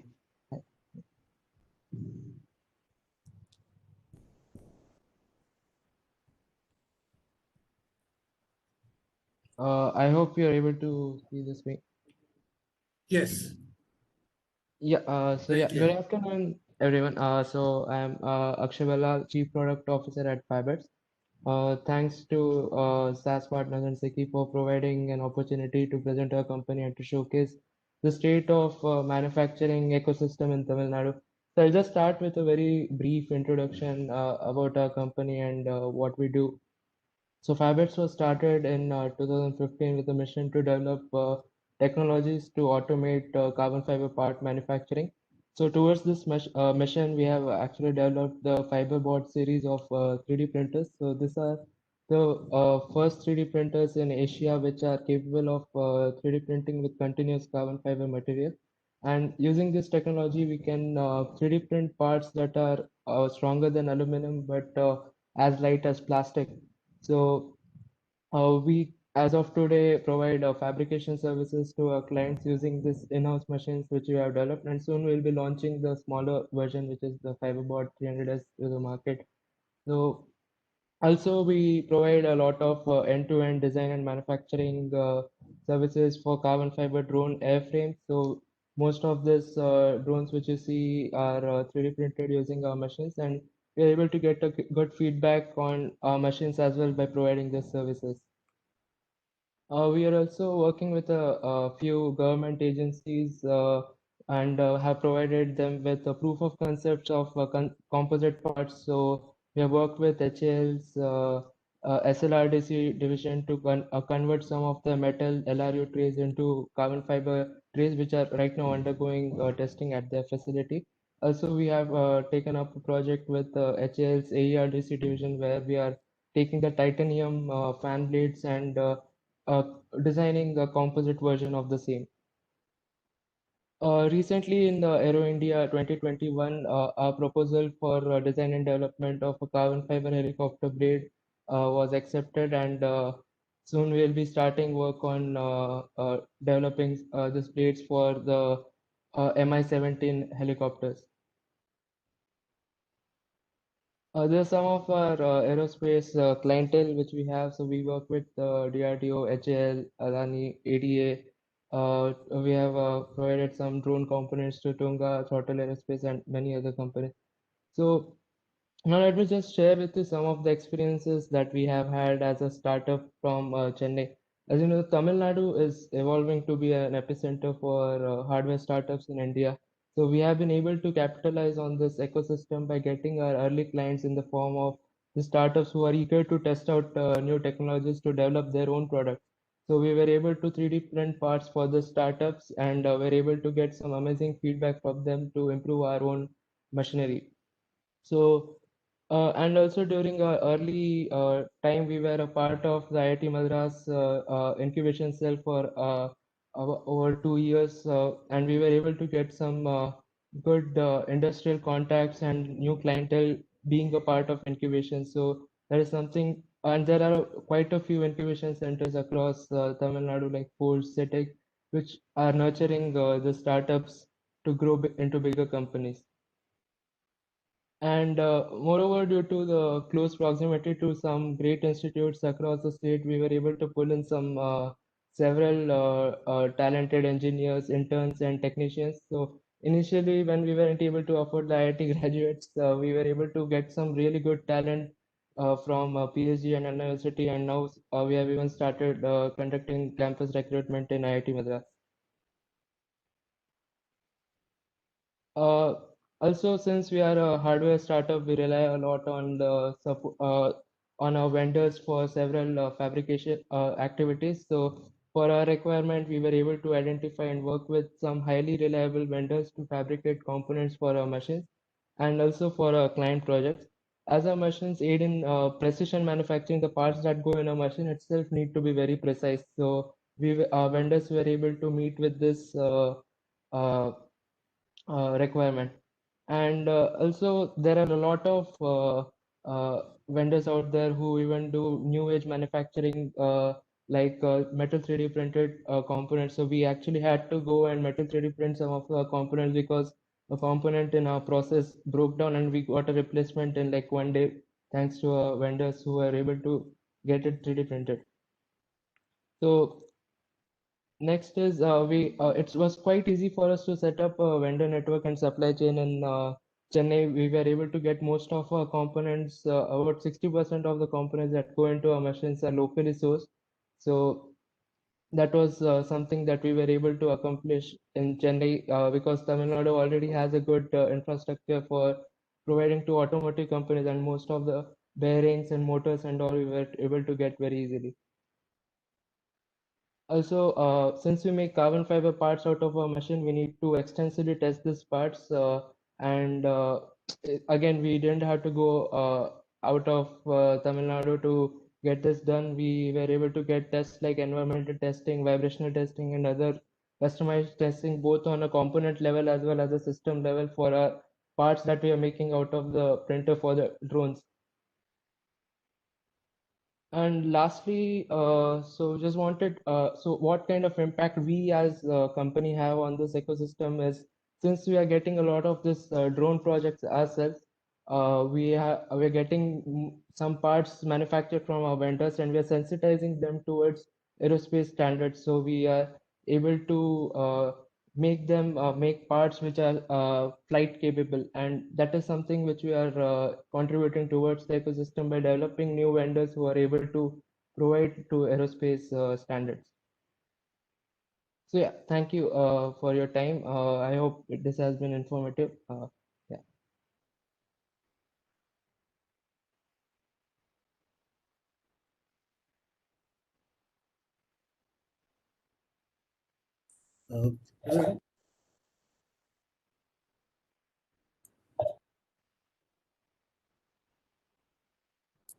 Thank you very much, Mr. Bharat.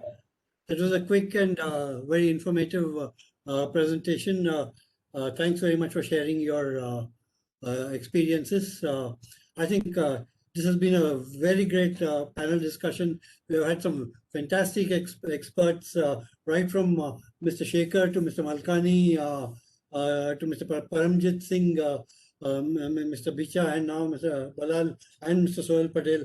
I think we've gained insights from all of them into the aerospace sector. One thing is very clear: there are huge opportunities, but there are also certain bottlenecks, and and nothing comes easy. That's the message I think that is today. That the aerospace sector has massive opportunities, but we have to work hard. We have to be patient, and we have to persevere, and then the profits will come. Thank you very much. I now hand over to Mr. Sony George Matthew, the Director of SAS Partners, for his closing remarks. Thank you.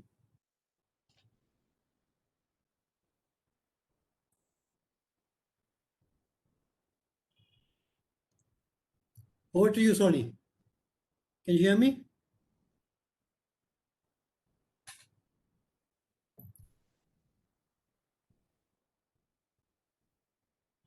Sony, can you hear me?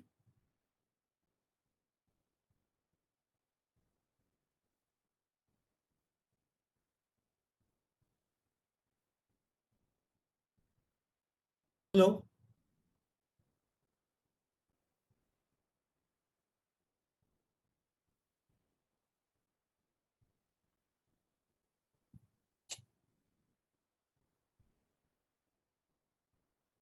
We are not able to hear you. Yeah, is he able to hear us? I guess so. He's responding. Could you just call him? He has to unmute. Yeah. So now we can hear you. We can't hear you. Sony, we can't hear you.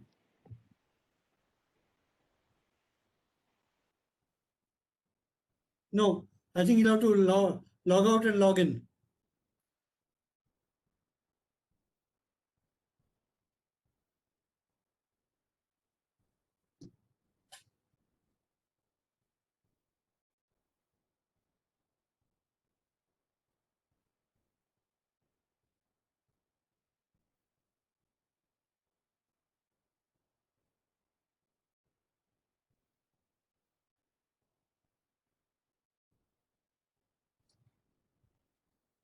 We're still not able to hear you, Sony.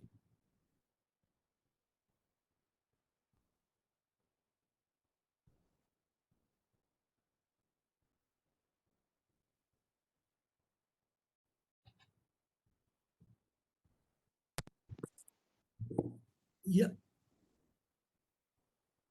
We can't hear you. We can see you, but we can't hear you.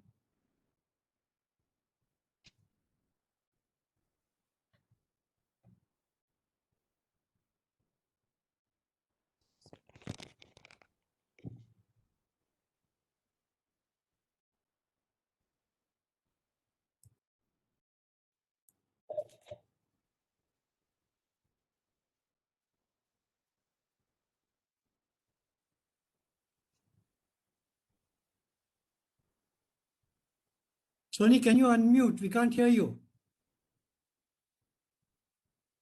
Sir, he's already unmuted himself, but then we are not able to hear him. Oh. He's on unmute only. Okay, why don't you ask him to, Sony, could you log off and log on again? I think he did it. I think he's having some problems. Sony, no, I don't. I think there's some problem. Vinod, can you do the closing remarks? Unmute yourself.